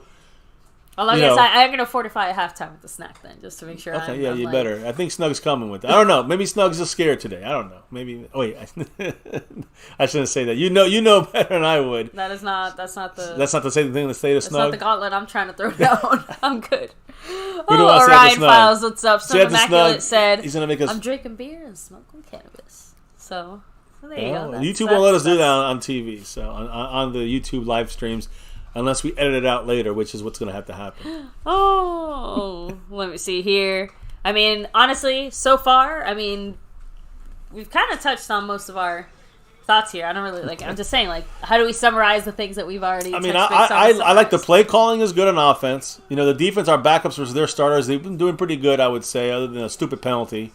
I can't be mad about this game. My biggest issue is the injury to Overshown and the injury to Let's Go. That shoulder those are the big Which two they things also, for me. by the way, they did not make it clear if it was the same injury because he did have a previous older. Right, they didn't make a mention which was his shoulder that or got if it hurt. was the other shoulder now that is the one that's hurt. So we'll keep you guys updated as soon as we know. A bust of a later pick if we don't get that one through. Yeah. So we'll see. Oh, Jason Renfro with a 287 in the motherfucking cop. Hey, much love, Jason Renfro. That puts him. I would say, 20 now? He had 18. Is he at 20? Is that Tony Pollard? Is he at 21? Stephon Gilmore? We'll see as soon as this clears. Thank you, Jason. Quick pass there. Big play for them. 21. He first. He wasn't even touched. He gets more yards. He's still going. No one's stopping him. 40. The Butler did it. Had to stop him. Man, that sucks. Again. We lost coverage in the secondary there. We lost the momentum, too. Watch. You guys are right. Look at the guy. Was that Jabril Cox or Damone Clark on that one? Looks like it's Cox. No, it was a Clark. He looked away. I don't know. Everyone's swinging around. I would have to see on that. Cat 52 said that these are our third and fourth stringers going up against their second stringers. Correct. Yeah, we do have Butler who's not going to make the team, and number 38 Mandel not going to make the team. So I agree there, but we have a couple guys like Sam Williams, Mozzie Smith, Damone Clark, Deron Bland. These guys are important players to our team. Wide open again. They're getting killed here. It's embarrassing here. It sucks that they keep going out of bounds. We might start a second half. What do you think? I was just about to say, I'm like, that's not the worst idea because we're not going to make it at the end of the game. Well, I guess we will. We can space it out. The point it'll end the stream. That's the ending point. So you guys ready for the halftime fun? It for that part. So here, how about this? Let me start percolating my snack. Your snack. Because I think I'm gonna just make some pasta super quick. Here we go. We got under center for them. They're on our 25-yard line. Play action. Sam Williams coming, but back to the left side of the field, and they're picking on Butler. Incomplete there. Second and 10. Don't tell me he hit his leg. Oh, my God. I was afraid. He went low, Sam Williams. And I was afraid. I'm like, please don't go in his legs. I think he went to his legs because they threw a flag. Not just that, but that's one of the guys that you don't want to see making fuck-ups like that because he is going, that's... I see it. Yeah. 54. Yeah, it was first down, 15 more yards down the field. What I don't like is the penalties. Sloppy play, taunting, over-aggressive. Look, he slipped and fell. He has to be careful. Jesus! You know not to do that at that point. It looks like you were trying to hurt his leg. That's dumb. That's on Sam Williams there. He can't do some dumb shit. See, this is why they fucking cold-cocked him. Because he does shit like that. This is the thing. I know, but that's, again... You gotta have a little more chill there. So, anyway. That's fucking stupid. Just all we have are pretzels and popcorn. That was literally it. All I was going to say is there's only pretzels and popcorn right now. And I don't want either of those things to snack on. So, I'd rather just take the 5 minutes it takes to boil some. You can't be leaving me here. Some pasta. You can't be leaving here for 20 minutes. Uh-oh. I'm not leaving for 20 minutes. There's Fajoko. We got Fajoko. I love that Wanye Thomas is making some great run support stops. But Bohanna involved in there, Chauncey Golston. So the big guys in the middle. Undisciplined. Well, I mean, at this depth, not surprising that it's undisciplined, but still disappointing to see regardless, because all these guys are currently repping the star, and that's not the kind of Cowboy representation. A lot of these guys are still trying to earn the star, though. Stubby said, under McCarthy, the Cowboys are never going to be a very disciplined team. So penalties have definitely gone down since, I think, the Garrett years overall, but we still have those few, 2-3 games in the season. Again, there's Mukwamo getting stuck. Jesus. It's a first and goal now. First and goal on the one. It's just a matter of time. And it sucks to see. Ooh, a quesadilla sounds good, too. Maybe I'll make a little quesadilla. I'm going to have to eat now. Shit. You want me to make you some pasta? I don't know. I mean, sure, I guess. And it's going to be, our stream's going to be. It's going to take, 5 minutes. Look. All right, there she goes. I'll be back. Look, all I have to do is. She don't want to see the Cowboys get scored on here. No, I fucking don't. 2:45 to go. They're about to score here unless the defense can get a fumble, recovery, or something. I don't know. But right now it's not looking good for the scoreboard. They're running the ball to the right. Touchdown. Easy touchdown. I hate watching this on a Seattle channel. You're hearing it, I don't know if I'm hearing the announcers there, the feed is through NFL Network, but they're taking the feed from the Seattle Seahawks channel. So I got to hear about their great blocking. I mean, these are like some starters-ish backups they got going on against our third stringers. So I can't get mad. Fajoko, he hasn't played a snap yet. This is his first snap in an NFL game, number 93. So let them go crazy. Let them enjoy it. Whatever. They're not going to do as good as we are going to do this year, so that's all that matters. What's up, Lord Nova? Jump Tube said, slap out a pizza. Self-inflicting wound, said Mr. Cav 52. There you go, 17-7. Slap it out, baby. Just going to throw up some pasta for me real quick. I can scarf that down. I'm already good. I can handle whatever Snug's going to throw. But since we're going to do this basically right before we kick off second half, I guess we'll stock up now in our stomachs a little bit. Stoneman, a quesadilla. Cassie Stewart says, we always seem to draw penalties. I'm hoping that this is, since this is preseason, since this is, you're getting the shitty stuff out. Let's hope that this doesn't happen as consistently. Let's hope we don't get as many penalties called on us as consistently when it comes to the regular season when it really counts. Echo, mute the TV. Sorry. That's all right. It's not going to work. Mute doesn't even know what the hell's going on over there. She doesn't know how to mute. Yeah, shut up, Echo. Anyways, jump to William Burney said, Mozzie going to make a play. Again, I think William, the thing about Mozzie Smith, I don't think he's going to make many plays. I think he's going to be helping other guys. He's going to make other guys make plays. But he got blown off the line again. To me, he said it's a couple good plays and a couple bad plays. Kind of like last week. So I'm expecting more from him as we get to the first game. And when we see him next, I think when we see him next to Jonathan Hankins, I think that's where we're going to see maybe the best of Mozzie. So Deuce Vaughn coming back taking the ball out of the end zone, gets to the 22-yard line. No, doesn't get hit, goes out of bounds. But he's just snuck behind guys and ran out of bounds. I'm hoping to see more Deuce earlier, but obviously we don't have to see Deuce in the second quarter and the second half. Third quarter is when we're going to see Deuce Vaughn. Delano Rodriguez here. The penalties cost the Cowboys 14 points. Again, yes, the preseason, but yes, I agree. Last week it was the fumble by Turpin that cost us points. This week, it's the penalties that are costing us points. So the discipline is the good thing is now McCarthy can yell at their ass, chew their asses off, chew them out, and make sure they know that hey, we got to remember this. But when the regular season comes, we can't make dumb penalties. Here's Rico Dowdle, not the power guy. He got bounced around like a pinball, but he is not going down very easily. Got about 8-9 yards on first down. 2:15 to go. Can we sneak in one more play, guys? Let's be efficient, and they are. 2:13, 2:12. Going to be a quick play here on a 2nd and 1. Turpin is talking to Turpin on the left side. You got Brooks on the right side, bottom of your screen. And then you got shotgun here. Will Grier looking. He looks like he's going to run it. Dumps it down. God damn it. Run it, Will Grier. That's the kind of bullshit I don't like. Oh, you already got it done. Damn, that was quick. Boom. Good job, Whoever baby. said quesadilla. You kicked it out of the ballpark. Right, I think it was, let me see. I'll tell you what it was. It was Stoned Immaculate. There you he go. knows. So, I mean, he knows. Stone knows. Obviously, baby. usually I'd make it on the stove. I mean, if you know us, then you know why Stone knows. So. Oh, man. I think Micah's upset about Overshown, said Cappy too. Yeah, we all are. Williams said we can always chalk it up to this being just preseason. Most starters aren't out there. I agree. I think Hankins with Mozzie is going to be the mix you want to see. You know, I'm going to eat it over here because skeptical, much love. He said the bad habits are still relevant. That's the kind of shit can't happen. Agree. You know, the backups, I agree. You know, it's still we got to keep it in perspective. But Jay Recruiter said Sam Williams was Randy Gregory, dumb players. I kind of jokingly said it.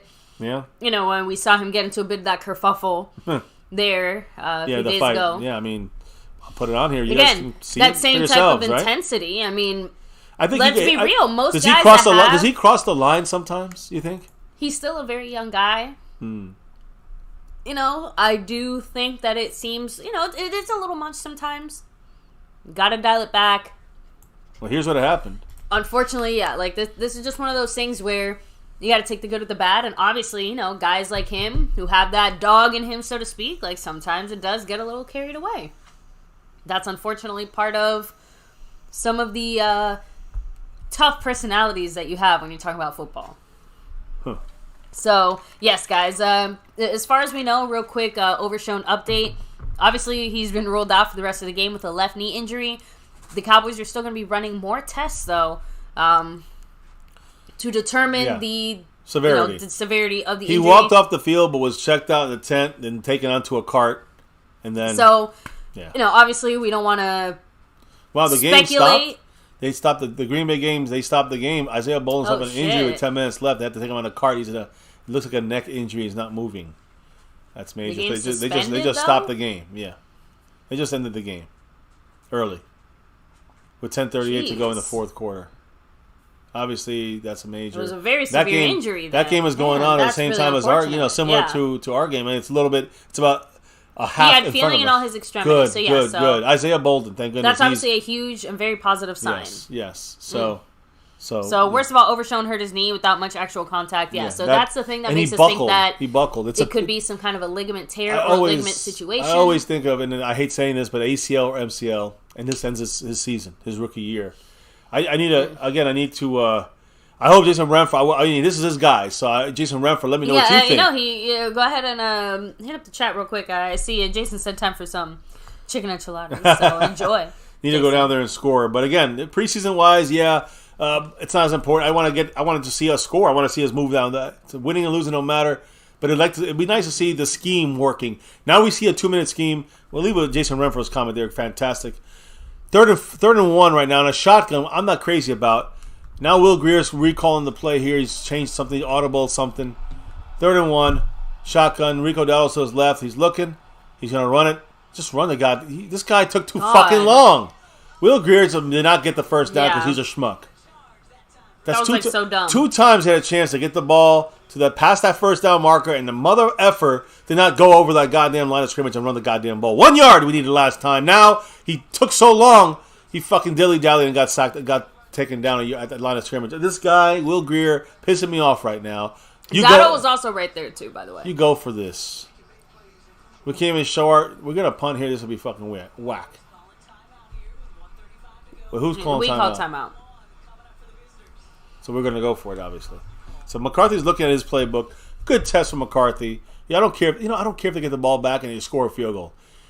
McCarthy's again. Is he testing his team? He's going to punt. Nobody got hurt here, guys. McCarthy's just going over his playbook, but he wants a measurement. Is what he wants. To the people who are joining us here now who don't know, unfortunately, Overshown got hurt relatively early in the game with what looks like a pretty serious knee injury, left knee injury. We'll find out a little bit more once the Cowboys run some more tests tomorrow. But like I said, it does look like it's a pretty serious one. Outside of that, Matt Willetsko also suffered a shoulder injury. We're not sure if it's the same shoulder injury same shoulder that he had previously injured last year and in college. Or if it's the other shoulder now, but we'll keep you guys updated, although obviously it does seem more likely that it's the same shoulder acting up again. Yeah. So. Not good. The Cowboys 4th and 1. Listen, we're going to punt. I think in the last game, the only quote-unquote serious injury, I know Nashawn Wright had a boot on as a preliminary measure. Yeah, he did come into the game. He was on the sideline with the boot today.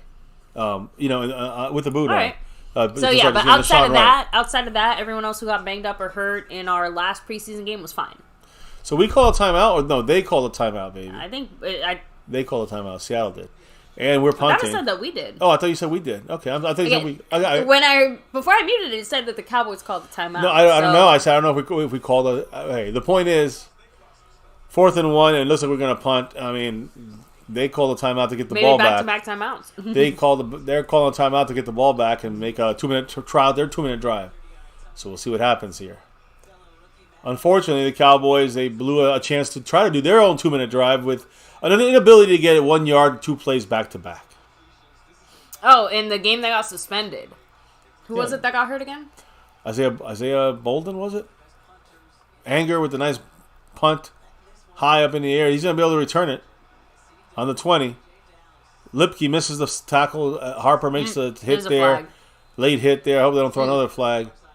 But it looked like it was blocking the back or something. Overshown walked to the Cowboys' tent under his own power, but after a short initial evaluation in the tent, the cart was brought out, and he was brought from the cart into the locker room. Yeah, and he was ruled out for the rest of the game. So, yeah. It's something that's, at the very least, a sprained MCL or some kind of ligament issue. It was his knee that he grabbed. Or it's the tear, which he puts him out for the year, which would be horrific. With a strained MCL, ACL, MCL, he'll be out for like 2 months, guys. He's going to be out for like a month and a half. He's going to miss the first quarter of the season. Is what's going to happen, unfortunately. And as we prepare for what's coming here in the I'd say kicking off probably the third quarter. Don't go anywhere, guys. So yes, we're going to do this, but it's also a watch party. The word party is involved here, and we'll show you what we mean by that towards the end of the halftime, towards the beginning of the third quarter. And these flags are on on Seattle, both of them. We declined one, took the other. Minute 18. They have 2 timeouts. We have 3. Hey, maybe a turnover will work out here. They got Ehlers. Number 15, their quarterback. That's their third stringer. They took Drew Lock out after Sam Williams fell on his leg. I think they were like, you know what? Let's not risk our backup. They got Geno Smith in the game early. I mean, we locked him down. The backups locked him down. So our backups look better against their starters than against their backups.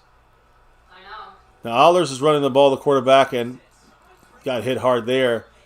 Damone Clark. You know what number he is? Number 33. Damone Clark repping it. Again, Damone Clark's been involved in everything here. He's, to me, he's still a starter. He's replacing Anthony Barr. He's going to be the other second linebacker. We have 2 linebackers, not the Micah Parsons linebacker, not the safety type linebacker. We have 2 actual LBs in the game. It's going to be 99% of the time. It's going to be LV and Damone Clark. Unfortunately, Overshown is out, which I was hoping would get more snaps in there. Now we got to see if number 14, Jabril Cox, can handle that job, that role. I don't know. It depends on what happens with Overshown, but we might have to look at a free agent of some sort, possibly. It's something to think about if we've lost Overshown for a foreseeable time frame here. Yeah, for the future. Look, time frame. He's gonna be out for a few weeks. Oh yeah, he's gonna be out for. I'm gonna see a month and a half. Will probably be out at the very least. I'm hoping for that. Here we go, shotgun for Seattle. Another run up the middle there, and we got Damone Clark. Just no help from the outside. Gets him out of bounds. As a hold by Seattle, I think. Flag again. Minute 4 seconds. 2nd and 4 turns into a first down, but see what the flag is. That's Charbonnet? No, who's that? Oh, no. It's a hold on the Seattle Seahawks. There was no way he was going to be that open on the right side without someone holding, I think. Damone Clark needed that edge setter. He didn't have that, and then he had to make he angled it and got him out of bounds after 7 yards, but if there's nobody setting the edge, if they're stopping the guy from getting any kind of runs that go to the left, Damone Clark's not the responsibility. It's not his responsibility to go and set the edge. He has to have that left, left side, defensive edge pressure or edge setting, so he can slow the player down. So then Damone Clark can then help and cover the outside. Anyway, here we go, guys. Now it's a 2nd and 9, 1:04 to go. Another run to the, another run up the middle there for 2 yards, 3 yards, 3 yards. So now we got ourselves with with 58 seconds left, and I wonder who's calling timeout. I think the Cowboys are calling timeout. We are. One play to get the ball back in a 2-minute drill. And now it's just about, just the right mindset, right? So the defense got to come up big here. No dumb fucking mistakes. No dumb penalties. Pardon my French. I mean, we are at the, 11:30 hour over here on the East Coast, so I can say whatever I want, right? Snug's like, don't eat too much. We don't want to throw up. Oh, no, I know. No. She didn't hear. Snug, you tell her when she comes back in here. We need a mobile quarterback for a backup, said Skeptical. I kind of agree with that. That's why Will Grier seems to be the favorite, but he's not mobile enough. Still not mobile enough. This game sucks, says Skeptical. I mean, it ain't the most fun. It's 3rd and 6, shotgun for Seattle. We're kind of showing blitz here. Damone Clark up the middle. No, it's a run to their quarterback. And this guy gets a first down, I think. It's incredible. Like, we can't get a fucking stop. Thank you, baby. Stubby said the ligaments are just the worst thing to injure because they're just slow to heal compared to muscles or bone. I agree. 1st and 10 now, 40 seconds and ticking for halftime. 1st and 10 for Seattle. And this time they stopped the clock for something happened. I don't know if it's a flag or a timeout. Not sure. Let me see. Cowboys had one timeout. We wasted it there and gave them an extra couple of plays. But I don't know what's going on. It looks like there's they're talking on the sideline. This dog is not moving. Let me see. Should he walk out that far to the locker room with a hurt knee? Seems like that's logical. No, I mean, true love. I said this literally when it was happening. I'm like, even if he walks off the field, doesn't mean he doesn't have. I've seen people walk off the field with torn ACLs and MCLs. You can still walk on that, but that's why then after evaluation, they said, okay, we got to take you off in a cart because the cart tells us that probably needs some kind of more serious ligament damage or injury, and they don't want to put any more pressure on it. I mean, he's trying to get up and he collapsed. Yeah. It kind of reminded me a little bit of the way that Gallup grabbed his leg when he got injured. This is one of those things that lasts the whole year and like a half a year after that. So this is really bad for Overshown. So I feel crushed for him. My love, go ahead and eat. Yeah. So it's over. And okay, hit up the chat. No, that's what I'm saying. Like I'll hold it down here in the chat. There's a 34 seconds. So, but yeah, no, the quesadilla was enough for me. So I ended up held you over. Yeah, I just made you your pasta. Oh, you didn't make me too much. No, it was a small amount. Yeah, because I even Snug. I had a feeling you were gonna hit us with this, so I took on, a good amount of hefty food. So this is I'm just yeah. We had a bigger lunch and all, but it was kind of not early. But I also, as we were getting ready for the stream, I had a little bit of carb up here. Well, saying, you did. I didn't. I'm just saying. I know. That's why I took my little. I just need a little bit of help here, just to get me ready for the second half, and we'll get going here in a minute. But with the fun, I'm gonna wait till the 34 seconds run off the clock here. That's fine. Just see the end of this thing and cool down a little bit, baby. Thank you so much. Go Cowboys. Go great wives. Thank you for that, Sean. Oh, thank you, baby. So no updates on Overshown, like we said. Yeah. Last we heard, Lupe. Obviously he's been ruled out for the rest of the game, but the Cowboys are going to be running more tests on him tomorrow to find out the severity of the injury. Of course, we could find out that it isn't as serious or as bad, but realistically speaking, it's not it good. Does look like it was a serious left knee injury. Now, let me just talk about something real quick. I wanted to talk about earlier, and I don't want to. When I cut it out, I want to cut it out. I want to cut it out of the video. But Jason Peters, what's the chances of him coming back to the Cowboys? We talked about this. He's just announced wanting to come back. The feeling is the Cowboys are not interested in bringing Jason Peters back. That's the feeling right now. What Cowboys claim is that they want to see the young guys have a chance to have more snaps in these preseason games. Yeah, some of the word that we heard yesterday was that it has less to do with the Cowboys wanting to see their young guys and more that Jason Peters just physically can't hold up, which apparently was, I'm just saying, it was the Cowboys and another team. Supposedly both teams kind of said similar statements where they're like, we're just not sure if he can his body can physically hold up with the demands that we would place upon him. You know. So they're not a first down, by the way. It's about about a fourth of a yard short, about a half a foot short. So are they going to punt here with 34 seconds, or are they going to? I don't know yet. This is interesting because they did challenge it and they lost the challenge. Wow. So we'll see what happens. By the way, so that's one free agent, right? What about kicker? Right, kicker. What about Robbie Gould? And again, a couple people saying this this is from Robbie Gould, guys. He does not want to do kickoffs, and he doesn't want to do long field goals anymore. So you have to get a kickoff guy and a long field goal kicker. You have to have 2 spots on your roster. What is the point of bringing? I mean, you might need him for a Super Bowl. That's the point, I guess. But do you want to use 2 spots on your 53? I don't think so. So the guy that he's hearing about when it comes to other people, like, okay, what about Suck Up, Matt Prater? Mm-hmm. You know, the guy I'm saying is Mason Crosby. And the best chance out of these guys from the Cowboy organization that everyone's hearing is that Mason Crosby is the only guy that's kind of in their sights if they have to go sign someone. So I've been pushing for Mason Crosby. I think that McCarthy's knowledge with him makes it an easy pickup for the Cowboys if they want to do it after the 3rd preseason game. Yeah.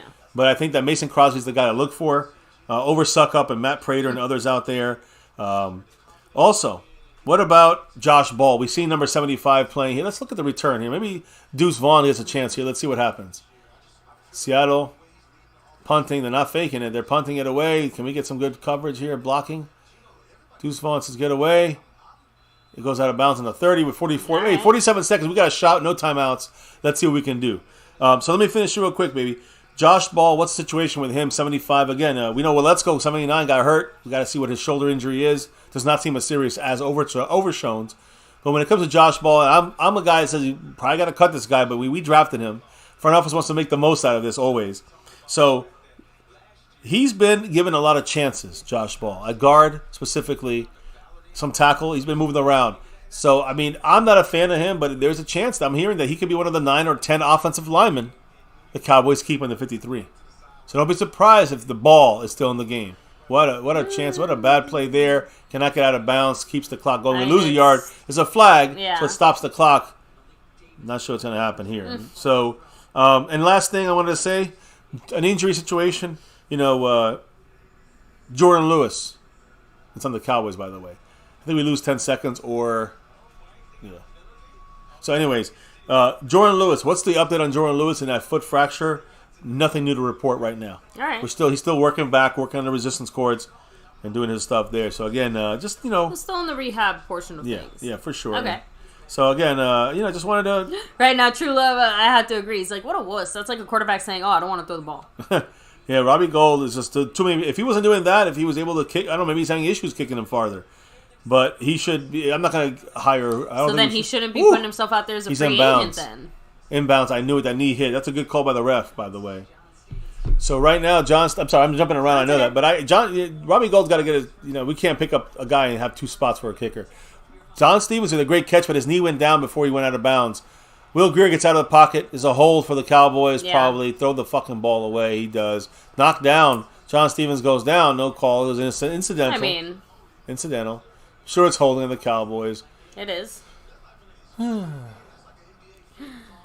Skeptical Man said, this feels like deja vu. Whenever the Cowboys lose momentum, it seems like they can never get back on the right path. I mean, it is still early in the preseason. It's still training camp. They look definitely much rustier than they did last week, right?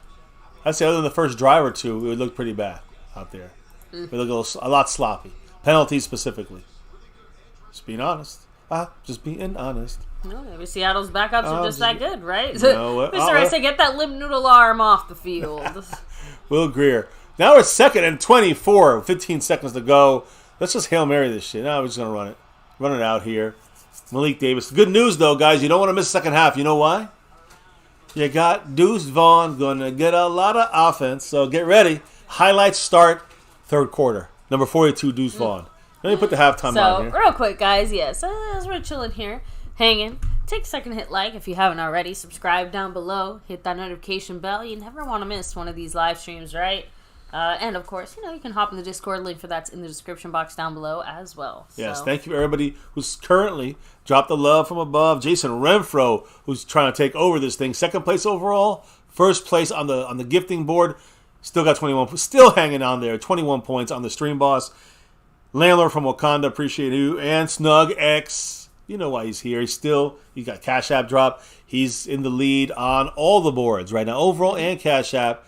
Much love to everybody in the house watching right now, subscribing, hitting your bell, following us on Twitter at MyCowboysFamily, Discord, jumping in there, using your emojis right now in this Seattle game. But again, this game is not about the score. It's about escaping without injuries. And already we've taken 2 guys down. Exactly. Well, let's go. And Overshown. Overshown's the big injury. It's it's unfortunate right now. So I was gonna go ahead and say I've seen the Cowboys screw themselves so many times. It seems like a bad habit, regardless of who is playing. So I know. It's almost like we can't. It's not about them. It's about us. The Cowboy team falls in this ugly trap, ugly rotation of things. I know, I agree. But none of our starters are out there. I know. We can't get too mad. Yeah, out of all the guys that we've seen tonight, maybe 10% of them are actually going to be out there, contributing on a regular basis. So, anyway, real quick. Oh, yeah, I guess I can scoot over a little bit more now. Man, this is my stream now. Anyway, Fago 2.0, what's up? He said, motherfuckers got their head up their rear ends. I think that part of the disappointment we're all feeling is the fact that we did just see them last week, like these same backups and these same guys, and they looked a little bit sharper last week. So, maybe all that late night West Coast traveling just got to them. Although we didn't even have to go that far. It's not that far from Oxnard to Seattle. Not at all. The Cowboys are playing like somebody shot their dog. Well, their dog Overshown kind of shot himself, maybe. It's bad comparison. But the point is that I still feel like after the Overshown injury, we just got discombobulated. And like you said, like we were just never able to get back into our rhythm basically after that. So really unfortunate too. So thank you, Snug. Appreciate that, of course. Dear Surfer said, you are, well, again, when it comes to the gifted membership leaderboard, you for sure are leading that. When it comes to the overall leaderboard, I think Snug still has a good, solid lead. 25? Mm-hmm. Yeah, so he's got a 25-point lead ahead of you. So just throwing that out there.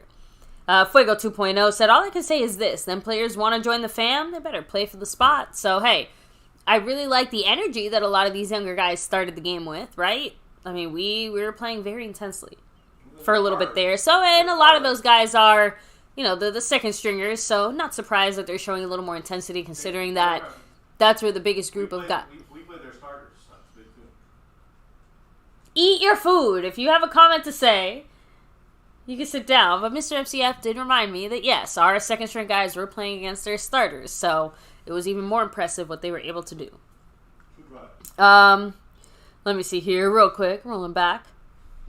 I know there was a comment I wanted to read here, and I think I passed it over, but just in case, let me see. Retro Scotty said, Grier to me is lacking confidence and is just too locked down on his man. So honestly, to me, it's more the fact that I was expecting Will Grier to look a little bit better than he currently is at this moment. Like, it reminds me of, who was the guy that we had for like a few years, Mike White or whatever? I think it was Mike White. I don't know, but it was one of those quarterbacks, or it was just the McCarthy experiment, right? He wasn't ever going to be the backup or whatever, but we definitely tried to make it work.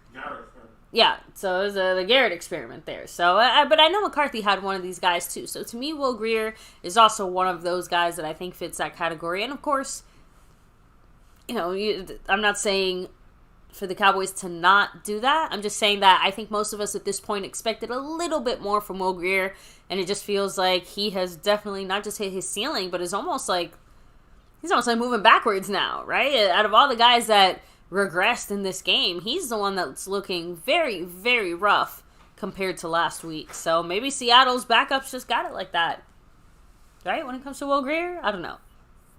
So let me see. Retro Scotty said, I understand that it's the backup line, but it's either the O-line not understanding fundamentals, and plus, Will Grier is not playing inspired football. he doesn't make for a good performance. It's why he's on the practice squad or cut. So remember, with the new quarterback rules, it's still very likely that Will Grier ends up sticking around in that nebulous little extra spot, so that he can get called up only if something happens to Cooper Rush, or however that works again. So, Stubby, like I said, there's not going to be any more Overshown updates for the night. That's why I wanted to reiterate that. The Cowboys did release, their last Overshown update, which is just that, he will be evaluated further tomorrow, but that he's out for the rest of the night with a left knee injury. Like I said, the statement being evaluated further tomorrow kind of lets you know that whatever equipment and stuff the Cowboys had on hand in the locker room was already showing stuff that they need to evaluate further, right? So, of course we have quite the technological advancements here, but even the Cowboys only have, I think, like an ultrasound and an x-ray machine and the type of, so they don't have an MRI machine in the locker room. So they will unfortunately need an MRI to get a better, clearer idea of what's going on there.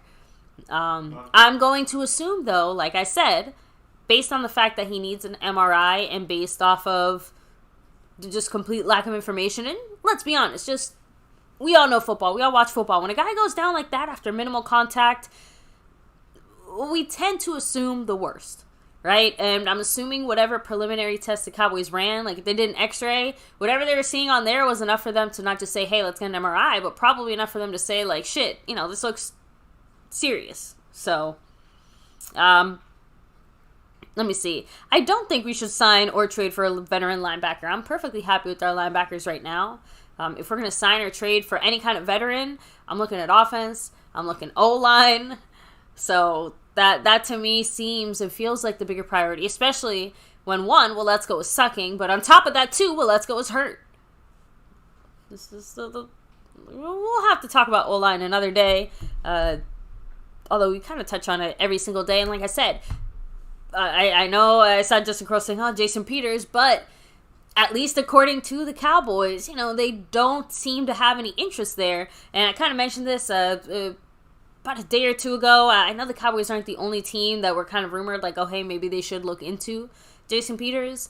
It seems like Jason Peters physically just doesn't have enough juice left in him to hold up in a football type of way. Again, I'm not saying this is what I think. I'm just saying that this is kind of like the word on the street there about one of the reasons the Cowboys are not interested in going after Jason Peters. So, I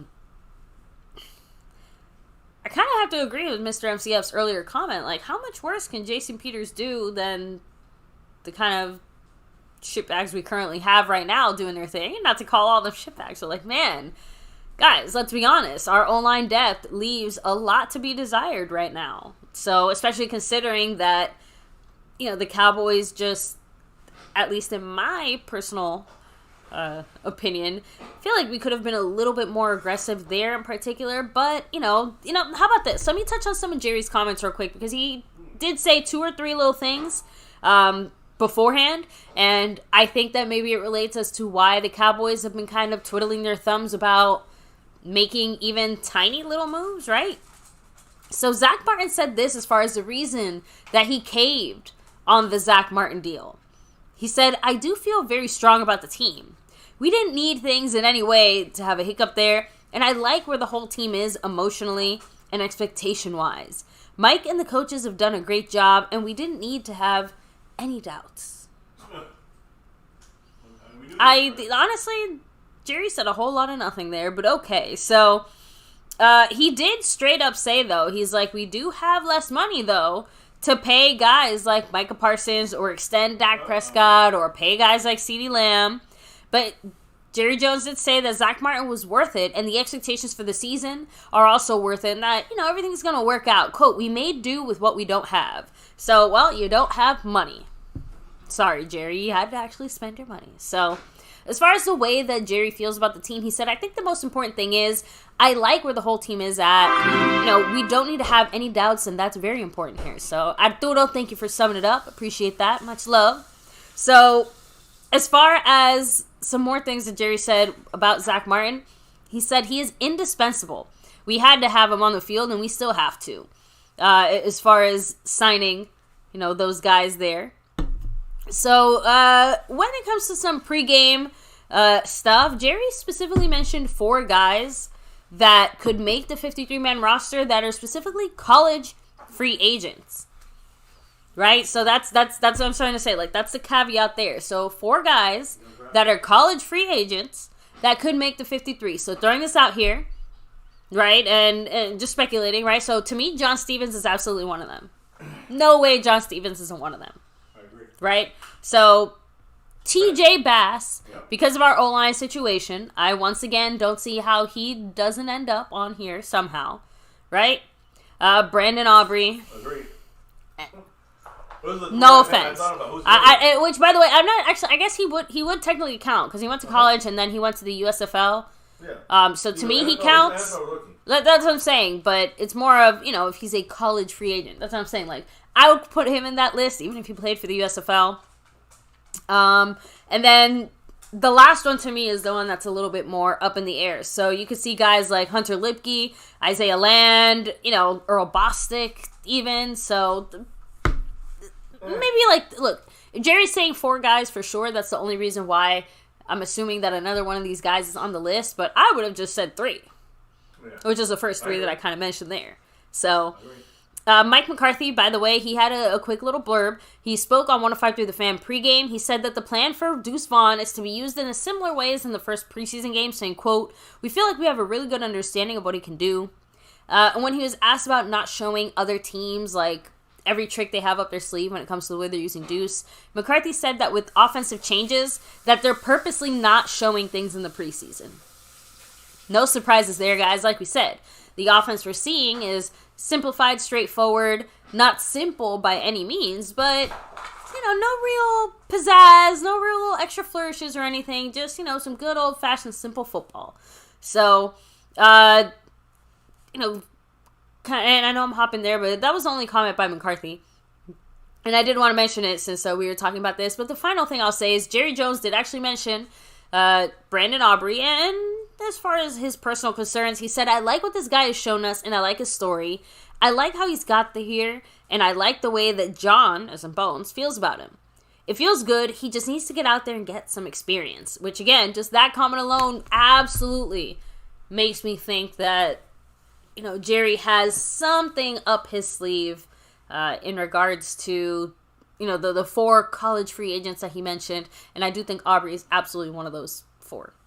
So, anyway, real quick, that was more or less everything that, our front office / head coach spoke on before the game. Again, obviously not too much to say here in regards to that. So, let me go ahead and hit up the chat real quick, let you guys know, or how can I let you guys know what you're thinking, what you're feeling? I want to see what you guys are thinking and feeling here, so let me see. And Figo said, "Hold up, let me call head coach Mike McCarthy real quick and tell him to tighten up," right? They need to. Frank Moore, much love, thanks for rolling through here. Captain T2 said, "Sure, but the shitbags get paid pennies. Jason Peters will want dollars, and he can physically play more." So, I have to imagine, we signed him for very, very cheap last year. You have to imagine that if he comes in this year, it's going to be veteran minimum with the most baseline incentives you could ever imagine. So, and like I said, I personally think Jason Peters is worth trying to get on the team, with our current state of our O-line. I'm just saying, what's the problem here? That's what I'm trying to say. It just doesn't make sense, but whatever. So, Dustin Kroll said it. When he came in for us last year, he played pretty well, but then, of course, he got hurt. So, he's back. Let me see. Kind of roll him back out of here. Oh, thank you. Appreciate that, Stone. So, a little bit. And yes, this on. preseason football, I will say, just doesn't quite do it for me the way regular football does. It's nice. There we go. That does it for me. I like that. Drummond, number 19. I'm getting back in there. I promise. I'm ready for you, Snug. Oh, fuego. Where's Snug at? I'm ready for Snug. Hell yeah. You're ready. Right. I'm almost ready. We got the Mark Hovsepian. The man Mark Hovsepian. Hang loose. Yeah. Much love. To me, like I said, Jason Peters at veteran minimum with the world's smallest incentives or whatever it is. Like that. Yeah, he's not gonna get a lot of looks out there, but he was with us last year. The thing is, I want to stop talking about it. You know why? Cowboys aren't looking at that.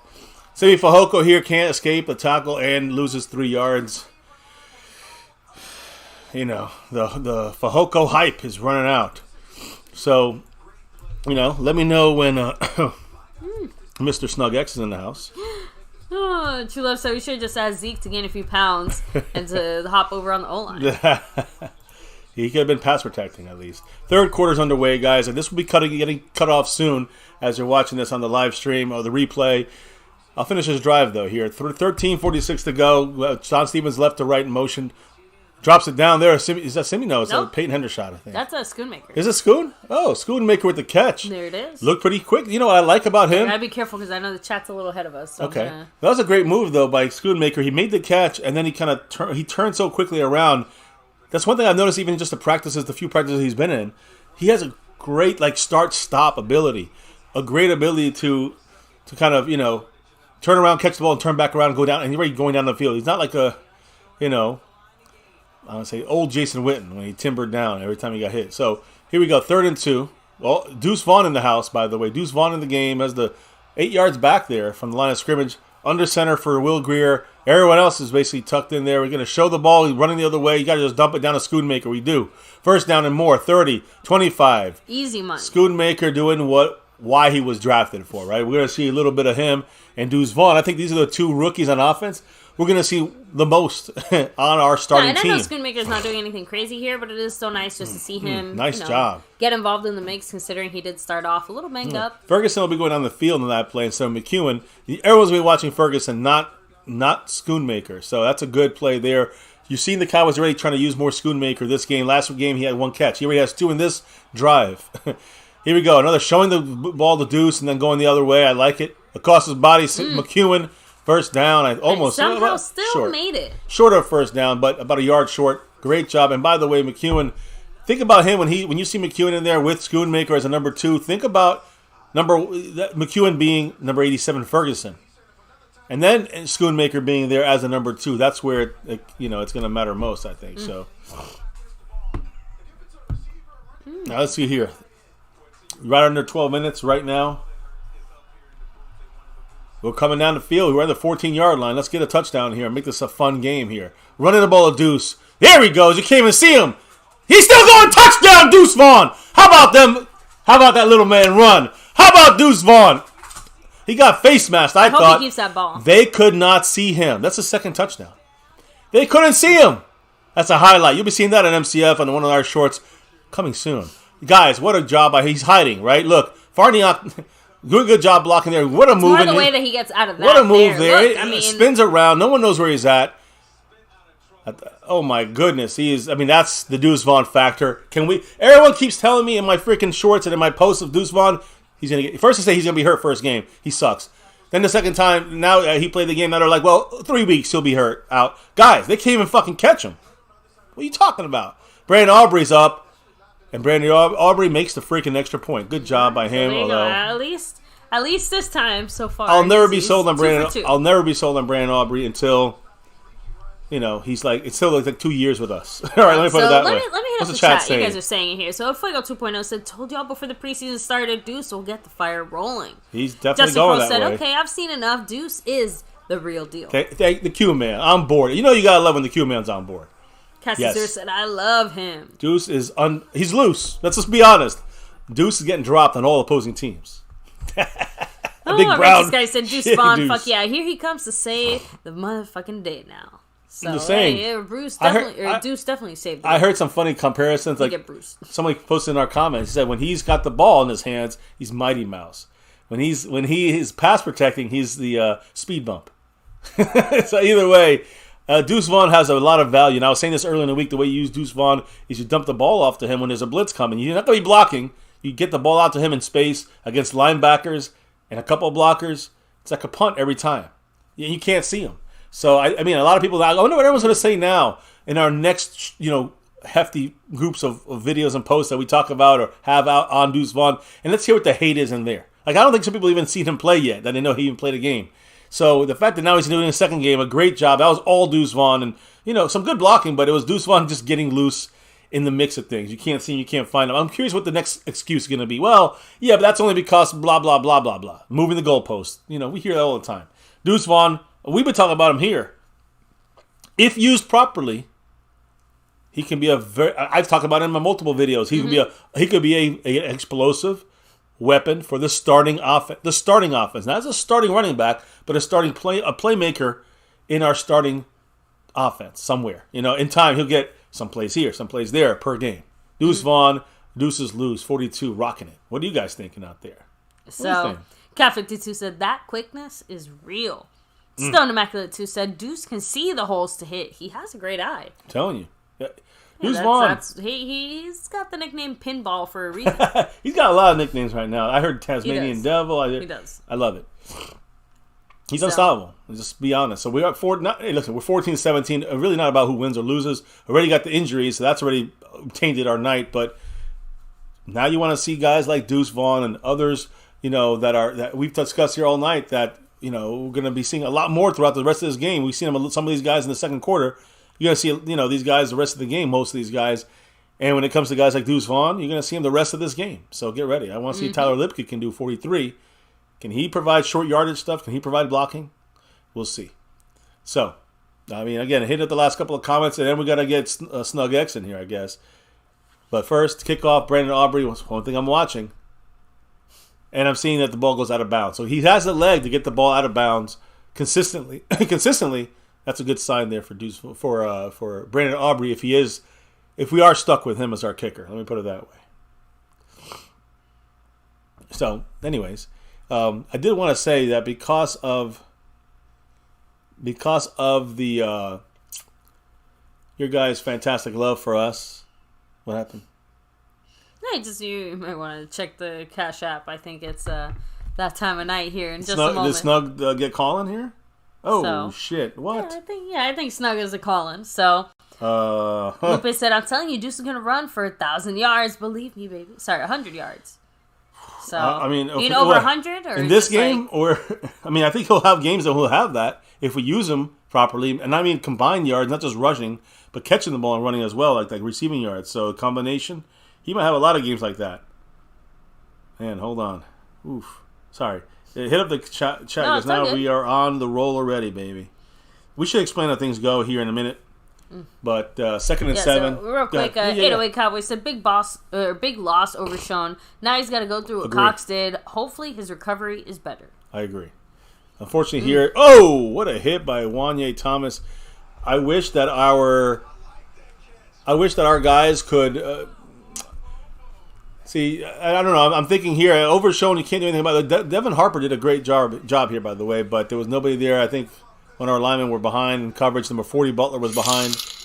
So bad ending to that play. And yeah, Overshown's a huge loss, no question, no doubt. Thank you so much, Eddie Pulido. Eddie Pulido in the house with the $5 holler. Yes, he said, Seattle and Dallas play like divisional opponents. It's always a fight. Especially in preseason, isn't it? It's funny how when we play each other preseason, it's usually pretty rough out there for a preseason game. We hit hard out there. Look, there's some bodies flying and everything.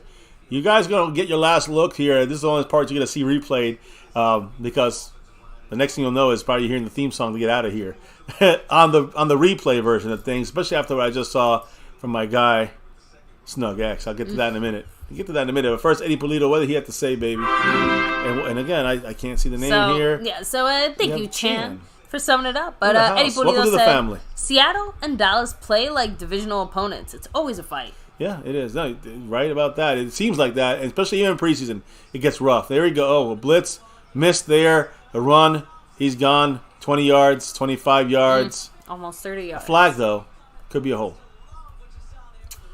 Damn. We'd only be so lucky, right? Unfortunately, we got. I hate having to hope for penalties. But without that penalty, wouldn't have sprung it that far. And put Eddie on the board. Eddie Pulido. Again, he's in 10th place, just kicking this thing off. We'll see how everyone falls here at the end of the night. But I have a feeling we're going to have a guy taking over here a lot more than we realize. And he's going to make us do the work here on this side of the microphone, I guess you can say. A lot of different reasons for this tonight. I guess you can also add to that. But much love, Eddie Pulido. By the way, Jason Renfro, 14 points. That is definitely a Jabril Cox, and it's hanging right there for the balance I'm going to take over that stream, boss. Jason Renfro's repping it. Play action, quick dump down. Great job by is that 30 again? Wanye Thomas. This guy's making the 53, and he's also he's an undrafted guy. That could be the guy he's talking about. I'm just saying. You're right. He's not an undrafted from this year, but he's an undrafted from last year. No, but he could be that fourth. Oh, he's making this team. That's a good point. I think Wanye's on this team. That's a safety. He's right there with Mukwamu. I think Marquise Bell has to go on the freaking practice squad again. I don't know. We're gonna have 6 safeties, and we're gonna have 7 cornerbacks. That's too much. You usually have 10 or 11 at most back there. We're gonna have 12 with C.J. Goodwin. I don't know. What do you guys think out there? That's crazy. So, as we showed. The great Marco Seppian. Shot glasses. We're going to finish this drive, and then I'm going to get to what I need to get to here to announce. Oh, that's a penalty. And we're never going to finish this drive, I guess. I know. It's more like the flags just went instantaneously. False start on the Seattle Seahawks. So I'm hoping, can we get a freaking stop here on one of these drives? I mean, it just seems like we give them, they get all these penalties. Now it's 3rd and 27. 3rd and 27. Let's get this thing going. Come on, Cowboys. Let's go. Yep. So Swarton said, "What's the bet this year, sucker?" The bet is that you still owe me money. No, I'm just joking. Swarton, we'll talk afterwards on some kind of bet here. But hey, you bring it up. You let me know. Last year you said we were going to win more than 9 games, 8 games. You got to be kidding me. Oh, good defense there. No flag. That's Kelvin Joseph, I think. Yes. No flag. Kelvin Joseph with a good stop right there. Swarton, we'll talk about it. Don't worry. We'll talk about it later. 4th and 27. That means a punt. It means, I don't know, is Deuce Vaughn getting a return here? I mean, I'm assuming. Since I don't know. He's playing the starting running back now. They'll probably get our third stringer. Maybe it's Turpin still. No, they haven't had Turpin at all. I thought didn't he fair catch it? No. I don't think. Am I misremembering that? I think you are. Okay. I think it was. It's been Deuce Vaughn the whole time, but let's see what happens here. I don't know who's back. I missed it. Who was back there all the way in the back? But here comes the punt. 8:07 in the third quarter, so we're going to be under 8 minutes or so, probably after this play. Let's see. Oh, no, we got our third stringer in there. Who is that? Drummond? No, that's who is that? Number 18? That's not Tolbert. Oh, it is number 18. No, 16. It's Cropper. Yes. Moreno Cropper. Not a bad return, but again, he's more a practice squad type of guy. There is a flag, though. Hope it's not on us. It already looks like it's about to be, but sure. Let's see. 7:56, by the way. Yep. On us? Oh, sorry. 51 defense, right? Or whatever? I don't know which one it would be because who knows? So as everybody in the house hitting that likes, 83 people subscribe, notification bell.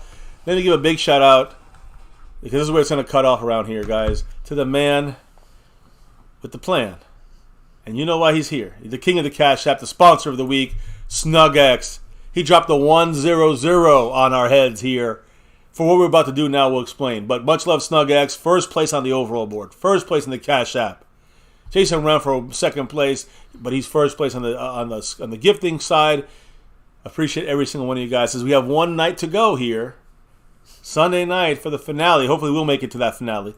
Tomorrow, we'll see who's going to take the crown as we kick off really the last week of preseason games and the last week of training camp, starting on Monday. Right, that's the last week. Got Tuesday, Wednesday, Thursday practices, and then we got a game to finish up things. I think Fridays. It's at home against the Las Vegas Raiders. So that's what we'll be looking at and talking about starting Monday. So we'll see you guys tomorrow on that side of things when it comes to the football thing. Now, go Cowboys. Always go Cowboys. Go Cowboys.